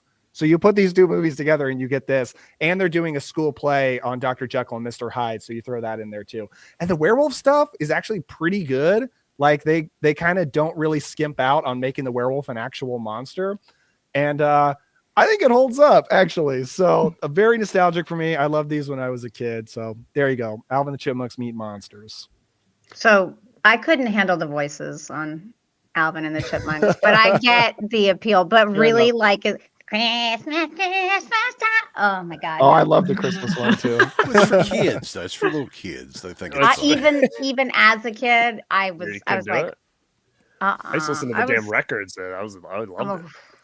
I could listen to that one song, but anything more than that, yeah. No, they had some good ones like Chipmunk Punk and like These are musicals. They got songs. Yeah, but remember those the albums that they came out with where they would take like genres, like a punk genre, and then they did a whole full-length album on vinyl. I have a bunch of them that they would do like real songs, like Betty Davis Eyes. The first time I heard that song was from the Chipmunks. I saw that. I've heard that one. Do you know what so said good. you're listening to a Chipmunk album? Yeah. Like so, what? When I was a little kid, it was so sick. Look up Betty Davis Eyes by the Chipmunks. All they would have to do You're is just gonna love it. remix the original track and just speed up the voice. Yeah, no kidding. I'll send you some of those videos later. I'm gonna go buy me some Chipmunk albums. So sick. But Daniel, you unlocked the memory for me because when you said that, I was like, wow, I totally forgot I had this. Ah, that's awesome. Yeah, I have not watched this in probably years. I totally forgot. I think you would dig the Wolfman one because you're such a big fan of Fright Night and Teen Wolf. And Teen Wolf, yeah. When you said that, that's why it sparked me to be like, wait a minute, I think I might have that. Hell yeah. So I'm going to add it to my watch list right here. Nice. See, people, they know. Look, they have the vinyls. Yeah. Look at that. Come on. Yeah. We're going to be jamming out to it. All right. Krista, what we got? Okay. So, like I said, horror adjacent. Okay. But I can argue that this one is a horror. And even though it's not, it's PG because obviously it's from the 80s and they didn't have PG-13, I don't think then. And it is from when is this from? 1983, and it's Krull. I love Krull. Ooh. I think Krull is a fantastic freaking film, and it scared the crap out of me. That crystal spider, and that widow of the web. Is it some kind of weird thing with you or something? It's crystal spider. Dark crystal. It is kind of a thing. Well, that's probably what attracted me to things. When you're a kid, you see something with your name on it and you're like, well, that's probably why I never saw shit with my name on it. So that's probably why I can't really relate, Mrs. Garrett. Facts of life. The only thing I had was that damn show. Facts of life. I was like some old lady or whatever. So that weapon too, that glaive thing that he had. Oh my, y'all. Okay. So as much as I love horror, I love sci-fi and fantasy. And this has it all because it's super weird. Like it doesn't make any sense. They have aliens invading their planet in like a spaceship that's actually like a mountain and stuff. I don't know. This film just, see, thank you, Dino. Dino knows. You see, like I watched this movie. So I don't have much media. I'm just gonna let you know this is not typically like I don't usually purchase it all because I purchase other things, but I love this film so much. These you can tell what I purchased are just ones that I really like, have a lot of nostalgia with. Because for some reason this film is super light and easy to watch, and I also just love like. Oh God, it's so nerdy, but the whole prince and princess, and he goes to save her, and but still, it's cool. It's classic. Okay. Come on. Yeah. Classic. Yeah. Look at this. Crater says he's going to be doing a video on Krull coming up. Yay! Cool. Crater Mania on YouTube, brother. Right, brother. All right, I'll make this one kind of quick. I've talked about this plenty of times on my channel. Is one of the things that really introduced me to horror in general was this had to have been the 80s. I was a big card collector, baseball cards primarily. My uncle and I really were heavily into baseball card collecting back then. But and of course, he being the one who got me into horror movies and wanted me to watch horror movies at a very young age. And my parents were always like, no, he's not ready for that. Not yet. And he bought me the set of these, and it really introduced me to a lot of horror stuff. And that was those Fright Flicks cards. I don't know if you guys ever remember these things. Those but look neat. Yep. Oh, Pumpkinhead. What was cool about them? Yeah, what was cool about these is that it showed you an image from a movie. Like this is Fright Night, but it had a saying underneath. Like so, but the problem is the saying was kind of like almost to be hokey, but like as a kid, I didn't know. So I just assumed this was like a saying in the movie. So like it showed Amy in Fright Night, but the saying underneath says, "Man, that soup is hot." So I'm like in my head thinking that like like a there's a scene in meme. this movie that she ate like this hot soup and it like burned her mouth. So when It I is an saw Fright Night original for the first meme. time, I was like, oh, I can't wait to see that soup scene. You know, like it was so weird. And like then there's another one of Sarandon where it's him with that pencil in his hand, and it says, when I said hand me the pencil, I didn't mean this or whatever. And it's like I thought that was a thing. And I've got Pumpkinhead, it just says "say cheese" on it. And it's him smiling. I didn't know what the hell that was. And then then it's got Nancy with the phone. It says talk about obscene phone calls. So it was so confusing to me. And I remember seeing the image of American Werewolf in London with him laying down, like kind of like long, and he was in mid transformation, and it looked like he was kind of naked on the floor. And I remember seeing that image and be like, "What the hell is this?" And I forget what the saying was underneath, but it was kind of funny. But yeah, these cards were really a huge gateway for me because on the back it told you the movies. And I remember one day I was watching wrestling on like a Saturday, and it said, stay tuned for Fright Night. And I was like, oh my God, that's one of the movies from those cards. And that was one of the first horror movies I remember watching on like a Saturday afternoon was Fright Night. And it was only because I wanted to see these cards from the movie. And yeah, if it wasn't for these, I probably wouldn't have been as heavily into trying to find each one of these movies that I saw in these cards back in the day. So I have to give it to Fright Flicks. I don't know if you guys, anybody on the panel or the chat, I'm sure remembers some of these things. Do you guys remember these? I know Wes must. Yeah. Fright Flicks was actually the name of my first ever blog where I wrote about horror movies, and I didn't know I ripped it off from anything. But now that's cease and desist. Yeah. Imagine like it's it's already ceased. It's long gone. Well, so might is have to the get the Fright cards Flicks now. company too. So Yeah. I'm sure you're fine. I thought you were going to mention Garbage Pail Kids, though, man. I had that on my on my this or this, but that was a big one for me. Yeah, for sure. Yeah, because I actually, oddly enough, I didn't think of that, but I've still got some old packs of the. So that was a big thing in the 80s too. I guess it is kind of horror related as well. So and they were those mentioned were it big. in the There chat. actually was a Garrett card, which was crazy. It was Gassy Garrett though. That was the. That So was you the did see card your that name got- on stuff. That was the only thing I ever saw my name on. Was Gassy Garrett on Garbage Pail Kids? Yeah. Man, That she's was got like- the Dark Crystal. You've got Gassy Garrett. I remember going into like you used to go like on vacation or something. You'd go into like a gift shop and they would have like little license plate or keychains with Yeah, like, people's yeah. names on. My brother used to get his, and I'd be so bummed out that I couldn't. I can remember it got to a point where I was so annoyed that I could never find anything in my name. I was just like, "Can I just be Gary or something?" Like it's kind of close. Oh. Like, I just wanted to just get something, but never. My found wife my talks name about anywhere. those all the time because her name is Stephanie with an F. You will never find that anywhere. It was a big deal to her as a kid. So yeah, it was a sad day when I could never get any of those things at the gift shop. But yeah, Fright Flicks cards, they're killer. I need to get a cool display for these things. I do still have the collection that he got me back in the day. But You can still get them new in pack on like eBay and stuff if you want to relive those memories and just open up a pack again. They're not. I don't think they're that awful expensive. hold on. I was just looking at the chat really quick. No, Jackson Jack, they never had anything with my name on it. I'm telling you. Nothing. Not even close. Not even a misspelling. It didn't exist back then. Who we at? Wes. Well, I've given you guys a chance to mention this one, so I was holding off because I've talked about this movie ad nauseum. But man, this is the gateway horror movie for me as a kid.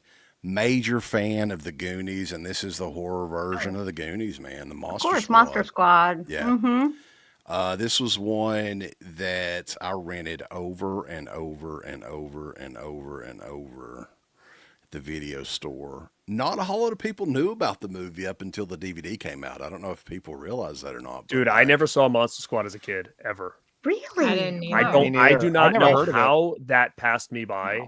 I have zero idea. Like when I was collecting DVDs at the time, and a guy I was working with, like I must have been in my teens, and he's like, "Oh, do you have Monster Squad?" I'm like, "What is that?" He's like, "What?" And then I had to go back and locate the VHS, and I was like, "I can't believe that." And then when the DVD finally came out, it was like the explosion of like the popularity on that movie. I don't know why it passed me by. I have no idea. I think for a lot of found it as an kids adult. too. Yeah, I mean, it just introduced a lot of younger people to the Universal monsters too. So Mm-hmm. maybe got them more interested in going back and checking out, the inspiration or whatever. But man, this one just had everything. And like I said, Wolfman's got great, nards. great dialogue in it. Some good effect scenes. The Wolfman in it's badass. The Gill Man in it, possibly the best ever, I think. Just awesome 80s fun soundtrack. I don't know what else to say about it, but like, it's weird because it bombed when it came out in theaters. I don't think that they knew how to market it or whatever for kids audience because it's a monster movie. I don't know, but nobody went to see it when it came out initially, but over the years, definitely garnered a huge cult fan base. So it's very cool, and it's out on like every format now. So for many years, this was the only way to see it. Yeah, great pick. Yes, I love that movie.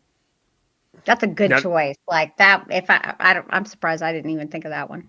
Now, did you see that as a kid, Crystal? Yes, I did. Well, I saw it when I was young. I know I never saw it in the theater, but I also think it's one that my brothers didn't rent for me because they didn't like stuff that was like geared toward children. So like that was kind of marketed toward kids, but I think it appeals to an older audience more too. I remember watching it on television. I feel like it could, I mean, I don't know. We had kind of all the channels, so it could have been HBO or Cinemax or whatever was on at the time. I don't remember watching it often though. I only remember seeing it a few times. Generally, when there were 80s movies or 90s movies playing, they overplayed the hell out of whatever was, hot that month or whatever. So, you watched it like 10 times before it was gone. But yeah, I do only remember seeing it a few times before it was gone. So And I'd rented it like numerous times over the years, but for many years there, it was always rented out at the local video store. And I'm like, what the hell? What, So I asked the clerk, and they're like, yeah, somebody rented it and never brought it back. So for a long time there, no, I think eventually I just ended up buying it in the late 90s on eBay so I could watch it again. But, yeah, not an easy movie to track down before the DVD came out. The VHS was going for crazy money back. I think it's still going for pretty high, even with the discs out and everything now. But back then, yeah, it was not easy to track down. Yeah, great pick. All right, Mel, what do we got here? My next pick is gonna be Legend. yes, Look at that, right with your Dark Yeah. Crystal. Look at that, huh? It's technically like an adventure fantasy, but So there's scary. definitely Come on. Great there's effects definitely in it, too. horror elements in it with darkness and the goblins and things like that. But I used to watch this movie all the time. It has Tom Cruise in it. Yeah, I don't know. It was on repeat at my house. My mom absolutely loved this movie. So it was definitely a gateway horror for me for sure. But I just loved the unicorns too. So it spoke to the child in me as well. And it has Tim Curry in it. He plays Darkness, and that character was just absolutely fabulous. It's like one of the best portrayals of like the devil ever. I feel like The effects hold up today, too. They look amazing. they really do. It's They insane. really do. Rob Bottin, I think, was the guy that made that, Yep. right? Yeah. Yep. Awesome. Did you want the princess to stay with Darkness and not run off with Tom Cruise? Yes, of course I did. Dark Lily was so hot. Oh my God. I was like, she's so much better like that. It explains a lot, right? It explains a lot about me. She's like Mia Sarah's all, and I mean, that's great too. And precious. But when she gets that black lipstick and that, I'm like, It was like the witch in the swamp for me. That was like the scariest part of that movie when she like comes out. there's a lot of scary in it. I mean, I know it's fantasy, but the whole thing is petrifying. Those goblins there's a lot that's scary. It's like, and then, the idea It was a kid's movie, right? Wasn't that a kid's movie? Yeah. It's It's insane. crazy. I don't know that it was necessarily a kid's movie, but There's like young people in it playing the goblins and stuff. It's like The 80s was a weird time, but I loved it. I mean, it's kind of Never-Ending Story-esque to me when I was a kid. I always kind of put them in the same grouping. It was like I watched this and Labyrinth, like I think. That's another one. Yep. See, that's another one that I was a fan of too, because I think this is spooky and it's gross too. But I love David Bowie, so you know. David Bowie's amazing in that movie. Yeah, I'm like, well, you know, very inappropriate. What's crazy is how we think differently now. Because I will tell you this. I mean, obviously, I was too young to really understand that at the time. But even now, understanding it, I was like, I don't remember a single adult saying anything about Labyrinth, about this 16-year-old girl being freaking seduced by an old goblin dude, you know, Goblin King. It's like, oh God, it's so bad.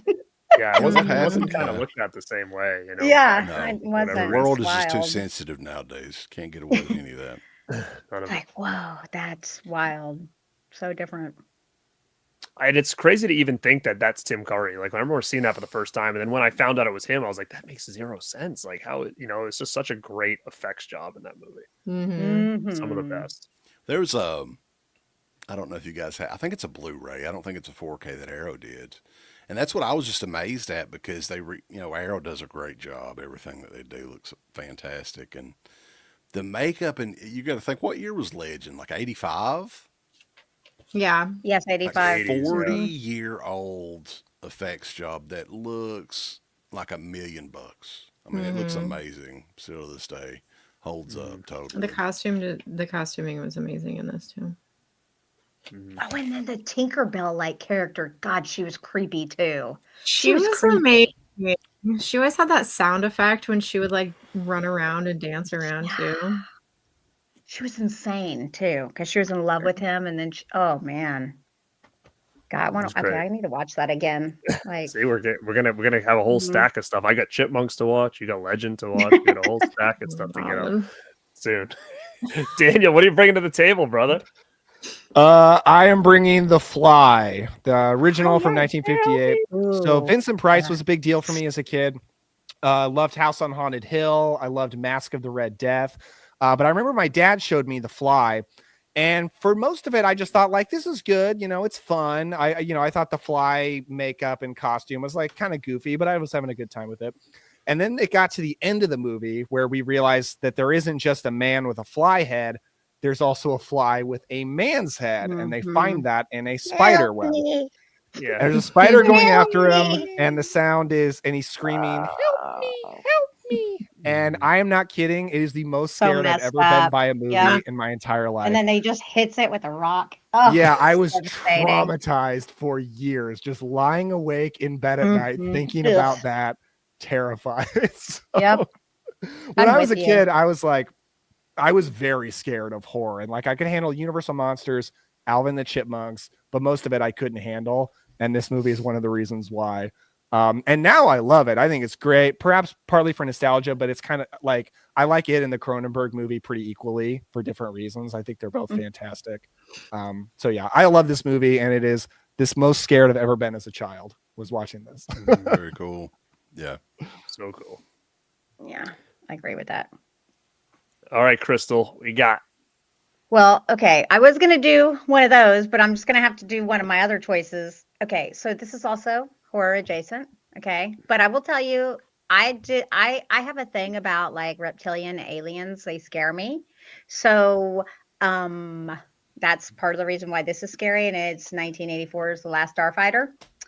I also love video games, and so the two working in conjunction with one another is like the perfect little matchup for me. I mean, obviously Centauri by the end, I wasn't really afraid of him, but and the doppelganger, oh my God, that was so grody. I loved it. Like where he's just like that blobby mess. So yeah, I love The Last Starfighter. It's amazing. It's probably one of the ones I watched probably too many times, but yeah, that was a fun one. I mean, it kind of reminds me of Starship Troopers too, Like both of those to me are like a good double feature. It almost seems like they A should lot have less been more nude of those shower movies, scenes too. in Last Starfighter. That's why I was trying to go with something that was as appropriate as possible. You know, I was like, no, I need stuff that maybe kids could watch. You know, could watch. No, very good. All right, so this I think I'm ending round 5, and I think we have one more. I think I'm correct. Is this correct or no? I have no idea. I don't we'll know. go. Let's try it. We'll go one more. I'll go me, and then one more time around it and back with me. So get your last picks and chat. You guys have been awesome. Keep chatting up there. You're waking me up to a lot of things I didn't add to my list, which is unfortunate. But this one I'm going to start now, and then at the end I have a couple movies here that if nobody talks about, I'll just kind of whip them up on the screen. But I'm going back to what Wes was saying before. Is growing up in the 80s and 90s, toys were a huge thing for us when it came to being interested in things that were either scary or gross, but it was things that were definitely gateways into liking these kind of movies and being drawn to this stuff. And there was a whole time where, you know, growing up, especially as a boy of the 80s, there was a lot of gross out toys. Like I have it. I didn't bring it to the table because I didn't get this toy until I was older.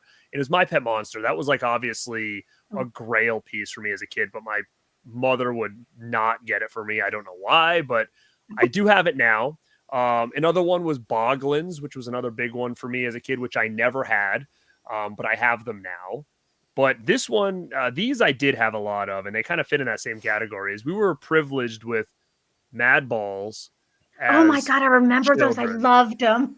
Yes. Yeah, I mean, it was such an odd thing that you had these balls that were just like these gross things. Like this guy's got like drool and shit coming out of his mouth and his eyeballs hanging out.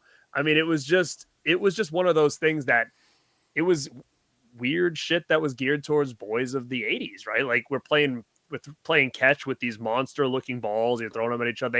I had a bat that had like a monster face on it. Like there's a whole thing for these. I think they even made like a Mad Balls cartoon movie based on these things where they actually had like, these were the heads and they had like bodies and stuff. So Mad Balls were a big thing, but the big thing I think I wanted to talk about is just that back then, like there was so much scary stuff, you know, made for kids to play with and stuff like that, which I don't know if you don't get a lot of that anymore, but you know, which parents letting their kid running around with, you know, things with eyeballs hanging out and stuff. It was just a whole different time, but Mad Balls were huge for me. I still have a bunch of them. But this was one I just wanted to showcase. Do you guys remember those at all? Yeah. Totally. Okay, I remember those. But see, let me tell you, this is the thing that sucks about being a girl. Even my brothers, they were such sexist pigs like this. They're like, you're a girl. I can't buy you that. Oh, okay, but you'll freaking give me all these horror movies. Like, yeah, that's different. I'm not going to buy you a boy's toy. Did your brothers have anything that you could like, that you used to take, like some of their stuff? Oh, well, the only reason I got to play like a lot of the video games is because they're the ones that had the computer. Because my parents weren't going to buy me a computer when I was like a wee bairn. Like they were not about that. They let me have my, TV, but they're like, you're too young for a computer. So I did take their computers and play their games and stuff. But no, like they were too old. Like really, like I mean, we're talking like the one closest in age to me is 15 years older than me. So like there's a big gap. I mean, one of my brothers is I think like 30 years older than me. I've never even met him. Damn. So like, yeah, there's a big gap. My parents were, this is probably why I got to watch whatever I wanted. My parents were super over kids. Okay. I don't, they were like done. They're like, whatever. Okay. Just, you were a mistake. Just be there. Not bad. I'm fine. Okay. I'm fine. I'm fine. Just don't worry. Kids today have Paw Patrol, Dino says. Yeah, the kids today have Paw Patrol. We had Mad Balls. I mean, same shit, I guess. I just have to say, we've been talking a lot about like, what is this too much for kids now? Is this too scary? My best friend is a middle school teacher, and he will tell you that what kids are obsessed with today is Art the Clown. Kids are obsessed Sorry, with that's too young. Terrifier with Okay, Art the yeah. Clown. They talk about him Really? all the time, and he's not even sure if they've seen the movies or if they're just aware of him. Like the But like idea. they even like Smart. you know, he goes to see the movies and stuff because we're super into horror movies. And they ask him like, oh, how was the movie? What happened? What was this? Blah blah blah blah. So it kind of seems like is Art the Clown the gateway horror of today? I mean, It's pretty wild. It's actually pretty wild to hardcore me one. that Mhm. middle school kids are talking about Art the Clown the same way we would have talked about Freddy Krueger, right? Because you always That's it. Yeah. Art still kind of crosses that line. Like, is he iconic yet? Is he not? But I mean, Yes. if kids are talking about Yeah, he him, is to them. Like he's pretty if I damn have a becoming iconic. animatronic of him and he's already made it. Like, because I was like, when we finally get the animatronic, that's when you know. And they not only had one, but they had two. Mhm. And he's got how many Funko Pops? And he's got t-shirts from That's every wild. t-shirt company. I mean, Stuff all like, over Walmart and there's everything purses, too. there's like he's there, he's everywhere. It is shocking though, because I love him, but I'm a huge gore hound. I love gore, and I know that that's very specialized. It's interesting because after I saw the first film even before it came out, and like I loved it, but so many people were like, he's gross and it's too much. I hated it. It's I so-" hated the first Yeah. one. Gosh. And it's wild how somehow everyone seems to love him now. I'm like, But think about how what many It's times 'cause they've it's tried true. to create a character like this that didn't really get over the same way, and this one just happened to. Mhm. Especially with there was a lot, bigger budget movies back then with Mm. with characters that they wanted to make the next horror icon that just couldn't cross that line. And you got something like this, which was on a very lower budget It's- scale, and he was able to do it. Like, that's what's so wild. Was it just right place, right time? I don't know. No, Was it that's social not what it media? is. Like, No, He went it's out on not his that. own, that's It's why. Damien Leone. Yeah. He is a genius. Okay, he knows horror. The dude deserves all that he's getting because he learned how to do special effects so that he could make these movies and do it himself because he knew he couldn't afford what he wanted to do. I admire him so much for like really putting everything into it. I mean, I get it. Like, people want to do these effects, but the effects are really expensive, just the materials alone. So he went and learned how to do it. Like they're impressive. Like, They're I think really he good, really yeah. realized. Yeah, he also knows what's going to get people's attention. That's why he pushed the limits. He said he knew that if he went too far, that it would get attention. And that's what We've he watched the did. same interviews. Yeah. Mhm. Yep. Well, now, do you think a Like- lot of it too has to do with David Howard Thornton just like living the gimmick and like to a point where it's becoming David more Thornton. popular, like him running around conventions in the outfit and getting people like you wonder And if he it is just just kind of really like that, good. yeah, It's like a that Robert Yeah. Englund as Freddy kind of performance situation. Mhm. Well, I mean, a lot of it too is like Damien created an image or an icon where it is very specific. It's a very specific look. The whole black and white, and then with the red shows up really well on that. Like, black, white, and red is just so popular. It's such high contrast. I think a lot of times when you look at some of these other characters that people have developed, you really don't see that sort of difference in definition. Like the nose that he Yeah.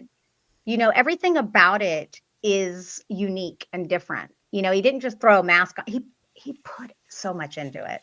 I mean, he really did. Like, I mean, when I talked to him, one of the things that he said was even down to the contacts. He had worked out this whole thing about Art's contacts, about how they were like gonna, be transitioning every time he was reborn and stuff. Like the dude, he just knows what he's doing, and he's got it all in his head. And he's, I think really, if someone wants to make something like that, they really need to want it and make it, and not.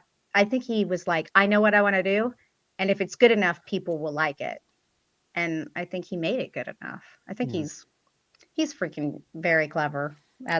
It's very impressive how they got the movies out to a mass audience in the theaters too. Yep. Releasing them, unrated, because some of the stuff that I saw in a theater, I never ever expected to see that in a movie theater ever again. Yep. So the success of those movies, and they're going to continue to make them for sure. I mean, I don't know if he's going to hell, is he going to space? I don't think anybody cares really. But yeah, I mean, for sure that's definitely the horror icon of this generation. I'm only hoping that it inspires more people to do something fucking new. Too. Yeah, no Yeah. kidding. Yeah, agree. We need more of that than the rehashes of what we've already seen.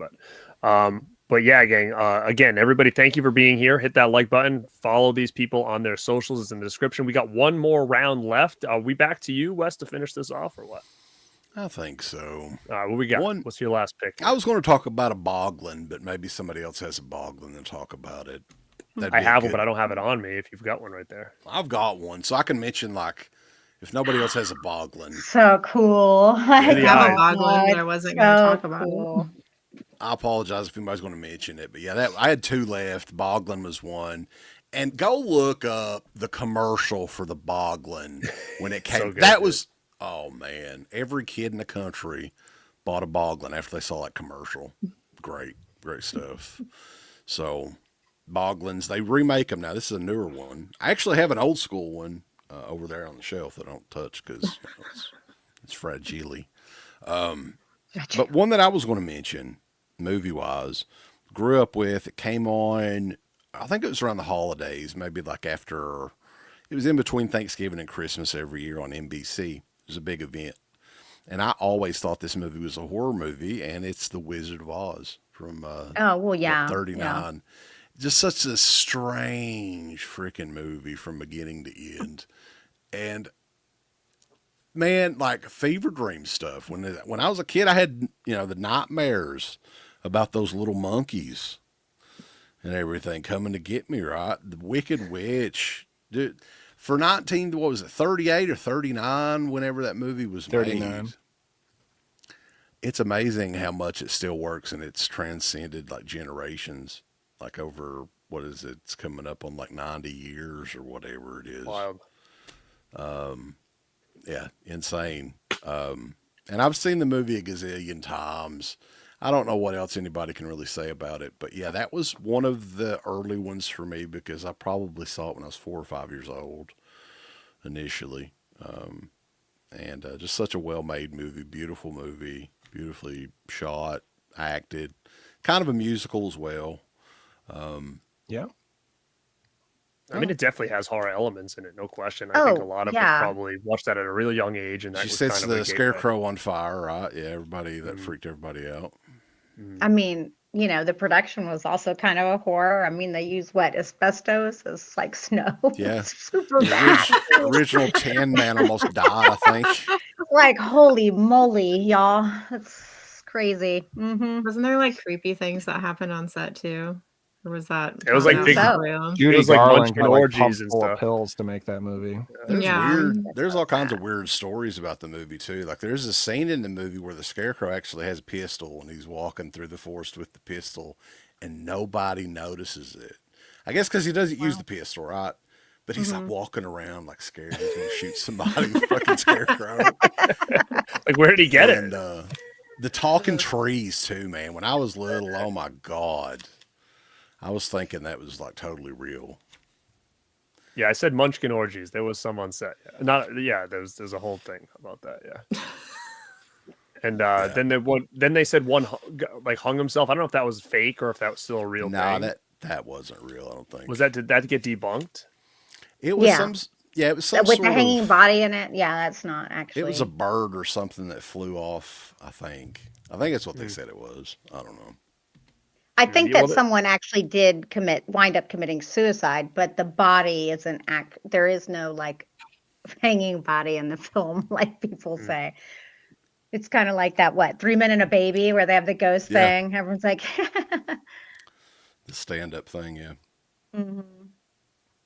Yeah. So, Mel, what's your last pick? And I want you to talk a lot about it because it seems like everybody says you're not speaking enough, so it's your chance to shine, kid. So we're going to be very quiet and just let you explain a lot about your last one. Well, they keep thinking I'm getting skipped, but I'm not getting skipped. I'm getting my turns. Trust people. All right, you got 5 minutes to speak about this. Okay, go ahead. I'm not going to speak for 5 minutes, but I guess save the best for last. I'm wearing the t-shirt. This movie Yay. is this movie is very important because it was pivotal to my childhood. Me and my brother watched this movie all the time. It's Killer Clowns from Outer Space. This is truly a gateway horror. These clowns in this movie are phenomenal. The practical effects in this movie are amazing. There's really not a lot of gore in it. There's a lot of comedic moments in it. There's not really a whole lot to say about it. If you've seen the movie, you know it's pretty comedic. It's considered a sci-fi horror movie. It's pretty amazing, but I watched it a lot when I was a kid, and it's one of the first movies I remember seeing, and it was on a constant repeat, and I collect a lot of things for this movie. I'm glad, like, I was just talking about this the other day. What do you think in 2024, 2025, Killer Clowns of Outer Space is popular again? And it's really for no reason. There's nothing new that's come out. And I can't figure out exactly why that is.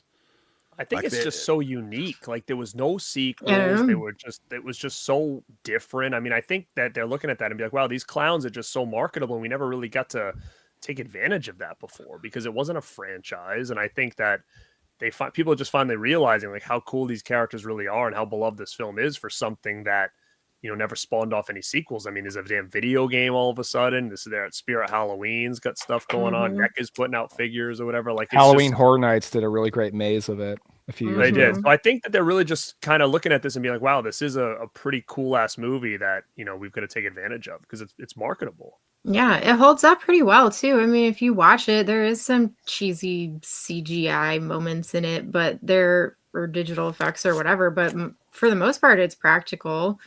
And it's so unique. Like the concept is unique and the story is unique. Like you don't see this anymore. You know, you don't see a story like this anymore.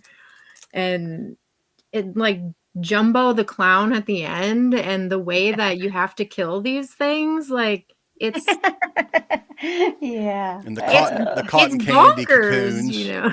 They're Cotton pretty candy creative. cocoons, you know. Popcorn gun. John Yeah, Barney's and the great way too. the clowns are like trying to find the kids where they make that balloon dog Yeah, the and then dog, and they put it on the leash and they like set it to go like that's crazy, Brilliant. right? Like everything about this movie is just so unique and it's so inventive and creative. I mean, it shouldn't be shocking that people still love it today and that it's highly People in the marketable. chat, they're mentioning the video game, but the video game just came out. I'm talking about for the past 2 or 3 years.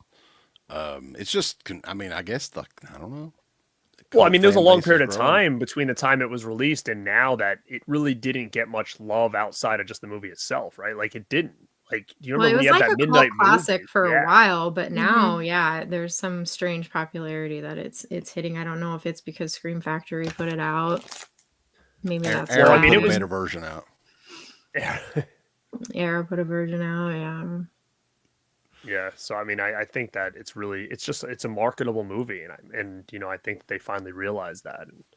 Well, so yeah, I think great a lot film. of horror fans want, like Mel mentioned, something different. It's like when people, I feel like more people are getting more interested in horror, thankfully, instead of just it being a, you know, subsection of people. And I think once they've watched enough stuff, they're like, okay, what else you got? What do I got? And I mean, like Mel said, the freaking effects are phenomenal. Okay. I mean, it's not a joke. Those clowns look, come on, y'all. That movie is campy, but it is like, I mean, when I look at those effects, I'm like, damn, they don't, Yeah. you know, I just, Some of all these fun, clowns too, show baby. up Fun as hell, in yeah. Ernest Scared Stupid too. Yeah, it's fun as hell. I mean, it's Repainted. overall It's all just, good. Yeah. just great. Yeah. But no, great pick. Do you want to keep talking, Mel?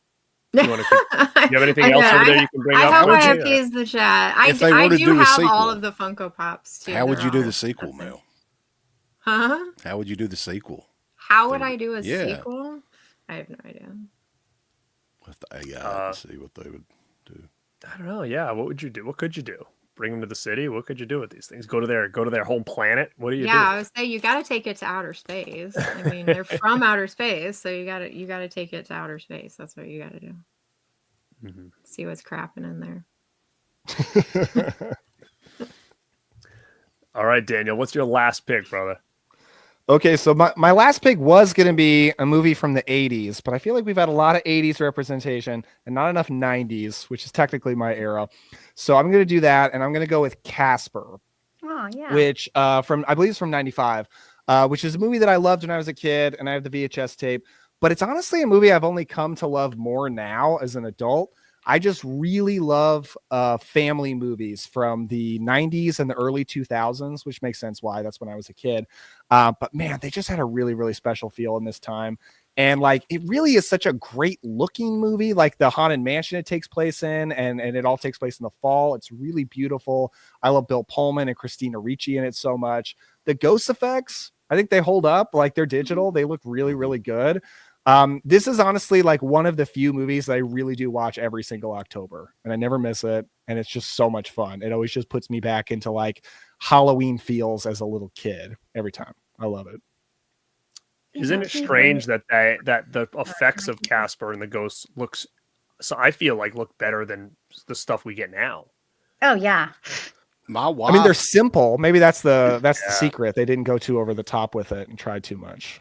The funny story though, my wife introduced me to that movie probably 5 or 6 years ago. I'd never seen it. Oh yeah, and I actually really like it. Yeah, that's awesome. It's a great movie. Like, it's sweet and done well, and God, it's really kind of romantic, even though they're kids, it's just still cute. Mm-hmm. Like, oh man, every woman around my age will tell you that like their sexual awakening was Devon Sawa at the end of Casper. Yeah. My wife will tell you, everyone else our as age. well, yes. Really? yeah. Okay, so let me tell you, it's so crazy though, because for some reason I could not get my head around Devon Sawa being Devon Sawa in Chucky. Okay, like the series. I was like, wait. All the Devon Sawas.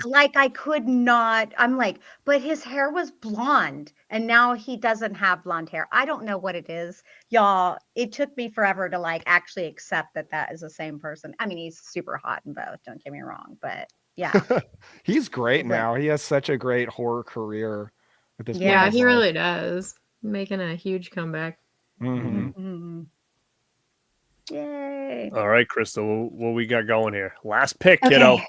Okay, so I was gonna go with Beetlejuice, but I figured someone else was gonna go with Beetlejuice because I think that's a total quintessential pick. But I'm gonna go with something else from Tim Burton, and also from the 1990, and I'm gonna go with Edward Scissorhands because I love Edward. Okay, this is Look the at that cover. Deadpool slip. Yeah. Wow. Yeah, I have that too. I saw it and I was like, oh my God, I gotta have it. Actually, I have the Alien one too. So I'm such a dork. But y'all, this movie, I know it's not all that scary and it doesn't have a lot of horror to it, but man, this movie it made me cry. It made me laugh. It made me smile. Like, Johnny Depp's character, Edward, was such a relatable and sad character and such a misfit and an outcast, and everyone was so mean to him. And this movie got me in the feels, y'all. Like, I really just love this film, and I loved Winona Ryder. I was totally, I was like, I want to be her. She's so cool, like she was like so cool. I mean, think about all the films she was in and stuff too. But I was like, yeah, I mean, what a weird, cool concept. And I think love of the sequel to that. If like he went evil, he'd be a badass villain. Yeah, I'd be right? scary. No, don't do that to Edward. Freddy versus Edward. Like, what would happen there? I mean, Edward's They got could the remake it. bigger Do that shears, today. Yeah. What sucks about it is like, oh, your creator dies before they're able to give you hands. If he had been able to give him hands, he would have. I'm like, can't someone fix him? Vincent Price, by the way. Yeah, the scenes with Vincent Price were great. Oh God, like cute. I almost think that Edward Scissorhands is like a Christmas movie, though, for some reason. It's been a while It feels since I've... Christmassy too. I Yeah. think Yeah. it is. Well, that's snow at the Snow. end. Mhm. The Yeah. music Yeah, that's is how very... she's Great like- music too. Yeah, She's- dancing in the She's snow. like the grandmother telling the story. So Oh, yeah, she's yeah, actually yeah. Winona Ryder's character telling the story to her Right. granddaughter. And then, yeah, he's like cutting up the ice sculptures, making it snow for her. So romantic. Oh, look at this! It's a Someone's great waking up in movie. Sweden right now, checking us out in the morning. This is crazy. Ooh. Hell yeah, man. Great pick. Edward Scissorhands, great movie. I remember seeing that in theaters and falling in love with it. I actually just got an Edward Scissorhands shirt in the mail like 2 days ago. Did you guys pick that up from Studio House? No. Nope. No, sounds cool though. Yeah, that's pretty cool. All right. I have my last pick was I just had a couple movies in here and I'll just showcase some and we can talk briefly about them because these are ones that people didn't bring up. This was on the thumbnail. I was going to talk about The Gate. This is one Of that I course. know a lot Totally. of people saw at a young age because I wouldn't say it was dedicated to a kid's movie, but I remember Oh. seeing it on TV as a kid. It's totally a Um, kid's film. It's super innocent. I just watched it like 2 weeks ago and I didn't remember it being so sweet. It is like so wholesome, y'all. I was like, this is such a nice, wholesome film. I would totally introduce this. Yeah. It's very sweet. Sorry, Garrett. Yeah. Pat Master in the house is 101 likes. Thank you guys. Hit that like button if you're just popping in. Well, here. there's That's great. 134 people watching. What's wrong with the rest of you? Let's go. But yeah, The Gate was awesome. Because like when I saw this on TV for the first time, I remember sitting there with my brother and his friend and watching it. And as soon as I saw that scene where the kid saw the eyeball in the hand, I was like, "Oh my god!" I was sold at that point. Like this was a movie that I was like, "Oh my god, I need to own this. It's been a favorite of mine ever since. It's just such a cool movie, like from head to toe. Just the story, get the child little actors, the minion effects were cool. things. The minions, I love Mhm. like stop motion and all that fun stuff. Like I love all that stuff. So The zombie guy in the walls. the creepy Oh, man yeah. for sure. The dog and all that other stuff. It's a great one. I threw up this one. We've been talking about it lately. The Never Ending Story. This was another one that was yeah, for of kids, course. but it was hella creepy. I mean, it's got so much jump scares and stuff in the movie. Then you got the sad stuff with the horse and Nartax and all that stuff. But very emotional movie as a kid. This one The made whole for nothing kids. is scary. Come on. That's, Oh, that's it's so scary, that's right? horror. I mean, scary. I'll give it to you. Yeah, for sure. Oh, look at this. What's up, Lenny? Thanks for popping in, brother. Pee-wee's Big Adventure was another one, which was a childhood Marge. favorite. But I mean, Large man, there was Marge. so many freaky moments. This Large Marge, those clowns. Even when he like went to see to get his bike, and like they showed the clown statue that was like laughing at him and stuff. Like it's just so much to this movie. And again, going back to what we talked about earlier with Burton, it's just like it's his work, man. Great music in that one too. 100%. Yep. Burton knew how to like kind of make these movies for kids, but have that edginess of like adding that horror and darkness to it. Little Monsters was another one that was a big Oh, one for me yeah. as a kid. Mhm. Boy was like freaky as shit in this movie. And I'll give this a shout out. Miss Mel just hooked me up for Christmas for this movie called The Hug-a-Bunch, which was Yeah.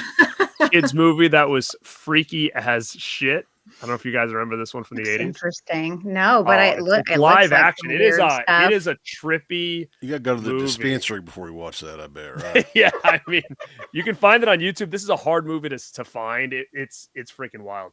I'll throw out The Burbs. I'm surprised it didn't get mentioned, but I saw this I in have the it theaters. as like an honorable. Oh, I saw it in yeah. the theater too. Yeah, so this came out in '89. So I was a young kid seeing this in the theater with my parents and falling in love with it. Being a huge fan of Fright Night and all that other stuff. I Man, love the I suburban need to horror. revisit that one in the worst way. I haven't seen it in so long. So yeah, Oh, that's it's so one. good, so man. good. The one-liners are great. It's funny as hell. It's creepy. I mean, Burbs is like, in my opinion, it's like a 10 out of 10 for me. Absolutely. Are you a big Masterpiece. fan of the Burbs too, Daniel? Oh yeah, it's my favorite 80s comedy, period. Wow. Wow. Yeah. It's funny to find people that love it Ah. so much because I felt like for such a long time I was on an island by myself with this one, and then I met Mel, and then now you're a big fan of it too. It's so good, man. It's a movie I stumbled across on Netflix and was like, okay, sure, this Tom Hanks movie. And it like blew my mind. I could not believe what it turned out to be. I was not expecting it at all. Oh, It it's was so awesome. good. I think it's so Burbs is great. 89. Yeah, 89. Yeah. Gremlins again, obviously kid of the Oh, 80s. yeah. Everybody loved Gremlins. Yeah. Wes is going to appreciate this one. Another one from my childhood that really got me into horror was Flight of the Navigator. Oh my God, I loved I need to What a watch that. creepy movie, too, Oh, man. dude. Yeah. Jeez. Daniel, have you seen this one? Science. No, I've always heard Science. about it, but I still haven't seen it. Well, I always thought, too, what a You'll like it. It's Daniel. not really a I probably Disney will. movie. Disney did the distribution here in the U.S. So Well, I that like explains those it. live action Disney movies from like the 60s through the 80s. There's actually a lot of good stuff. Oh yeah, it's this so one's- freaking good, man. yeah, Like it's it's very odd. creepy as hell. Like Mhm. it still creeps me out, that one scene where he wakes up and he's in the woods and he goes home and he's like, "Oh, I've been gone for a while," and he goes and knocks on the Instantly, door. like Old 10 lady years. answers the door. Yeah. He's like, "Oh, who are you?" She's like, "Who are you?" And then come to find out, like it's how many years had passed I at think it was that point? 10 years, 10 or 11 years, something like that. And then he's crying in the house, like because his mom and dad don't live there. It's just that is a hard scene to watch as Yeah. a kid, especially. You know, all of a sudden going home and like you're another family living there and stuff. Wild. Very, very cool movie. If anybody has not seen Flight of the Navigator, I threw this one. This is a Disney movie, but I always found it kind of creepy, and it was The Rescuers. I always found this super, super creepy of a movie. Oh, speaking of animated Disney, The Black Cauldron. Oh, guys yeah. watch that? I haven't Hell seen yeah. that in forever. That's one of the scariest movies to me when I was a kid. The Secret of Just Nim remember. was always a scary one too. It was. Spooky. I like a spooky Yeah, that too. vibe. And I think the last one I have is this is one that nobody's seen. I'd be shocked if any of us have seen this in here. 1985 made for TV Alice in Wonderland. I talk about this a lot. You do, on yeah. my Weird. channel. I've seen it. This was Very made odd. for TV and it was in 2 parts. It was a 2-night event. It has an all-star cast. Ringo stars in this. I mean, Oh, wow. so many. Sammy Davis is in this. Like, I mean, there's so many big names in this movie, but it's got some creepy moments in this movie. You know, when someone says the name Jabberwocky, I still get chills up and down my back with this damn movie. But I highly recommend it. But that was kind of the list of some movies I brought to the table. And guys, this has been super cool to go around and Yes. talk about this stuff. We unlocked a lot of memories. I'm sure we made lists for each other to track down some of this stuff, but it's been awesome. Now I'm going to run around the panel really quick and you can just promote your channel, tell people where to find you. And like I said, all their names and links are in the description box if you guys want to check out their channel. CK, where can they find you, Well, brother? look, there's 147 people in here, and I'm still seeing just 109 likes. What? They're going down now? What the hell? I think we were at 111 a little while ago. Weren't we? People Yes. are like, Gus is I see yelling at 109. people. They're taking it away So- now. Jesus. And everybody in the chat, I think you've got the links in the description, right? Everybody go and Yeah. subscribe, like, comment on everybody's shit. And deadpit.com, Dead Pit Radio on YouTube. We've got stuff all the time. I don't know. We do live shows on Friday nights. I think me and Uncle Bill's doing something on Thursday as well. So stay tuned. It's going to be fun. Yay. Mel.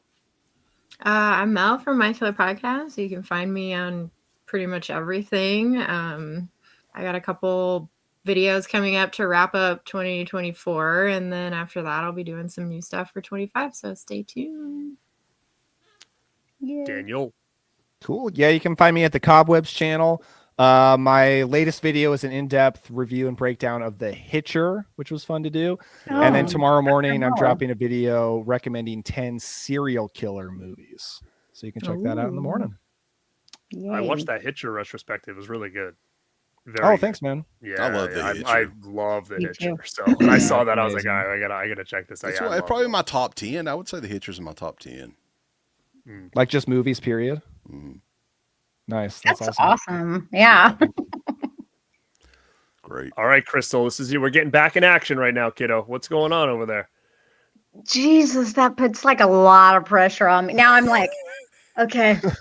No, I'm Crystal Cleveland. That's my name. That's basically how you're gonna find me. I'm so sorry. I actually just have my name as my channel. It's crazy. good. Yeah. I used to think it was because you lived in Cleveland and you were like, Yeah, you're still everyone physical thinks in that. Cleveland. Everyone, and you know how many people think my name is fake? No, it's actually not fake. That is the name. That is my name. Yeah, it's weird. People are like, I love because by the time you were born, they didn't want kids anymore. So they just said, yeah, let's just call it Crystal Cleveland. That's fine. They just kind of brushed it off. Yeah. Garrett, the chat's mad at you again for supposedly skipping Mel. Of course. It is what it is. But yeah, thank you. Baby Wyland. And then you can find me obviously here at Born to Be Rad. I'm going to plug the Radpack channel as well. So subscribe to this channel. And also, if you like myself and Mel, we have a podcast with one other co-host, and we are called the Radpack. So you can find us on YouTube and all audio platforms at the Radpack Pod. So feel free to go check that out as well. I have a video dropping this week about my favorite werewolf movies because The Wolfman is coming out, and I'm sure Crystal's either already seen it or about to drop a review or something. But okay, you want to know? I skipped the screener tonight to do this. What? Oh, because I had already I committed to this. So you probably made the better choice. Let's be honest. Yeah. I don't know, man. I actually feel like I'm intrigued by that the Invisible Man one. I'm excited for it. I fucking couldn't stand I'm excited for it too, but I was like, you know what? Whatever. Like, I have a screener tomorrow anyway for Companion, so that looks pretty good too. So oh, that does look good. That's cool. Mm-hmm. So yeah, hopefully you can. If anybody checks out Wolfman, I'm gonna try to see it this weekend, and then I'll have a list of probably like I don't know. I think I've had like maybe 10. I think I did a top 10 or whatever, but of just some of my favorite ones that you can check out if you enjoy that movie. But yeah, I'm actually kind of excited for it. Surprisingly, I saw obviously when they showcased the thing from the Universal Studios, I was like, what the hell? But then they're saying that wasn't really it. So I'm just I heard they changed it. Like they actually, they had to have. I mean, that how fucking lazy are these people? Let's do another Wolfman movie. Come on, let's go ahead and do it. We just the did one Wolfman like 4 or that 5 they years showcased ago. at Universal was just like an old man with a long beard. They're like, this is him. It's got like hairy hands or whatever. And it's like, wait a minute. I'm just convinced that none of these like reboots, the Universal monster movies, are going to be good at all. I don't know. I mean, I didn't mind Invisible Man, but I only saw it. I love the Invisible Man. Oh, I love the Invisible Man. And the 2010 Wolfman is great. And I mean, you can count one, so Nosferatu as a Universal Monsters reboot. And Guillermo del Toro is doing a Frankenstein this year, and I'm sure that's going to be great. I'm excited. Wait, Oscar Isaac. You guys enjoy. I won't. I won't be watching. You're gonna watch Worst Witch again instead. Yeah, I'll stick to the classics. The classics. Yeah, no, I'm hopefully going to check it out this weekend. But guys, thank you, chat. We've had a lot of people in here all night. It's been awesome. Finally, we got this thing going. I can't wait to do some more collabs with you guys and keep rocking on your channels. Guys, go check out all these channels. They're always killing it. If they weren't killing it, they wouldn't be here. So it is kind of how it goes around here. But guys, thank you for checking this out. This is Garrett at Born to Be Rad. And like always, stay rad.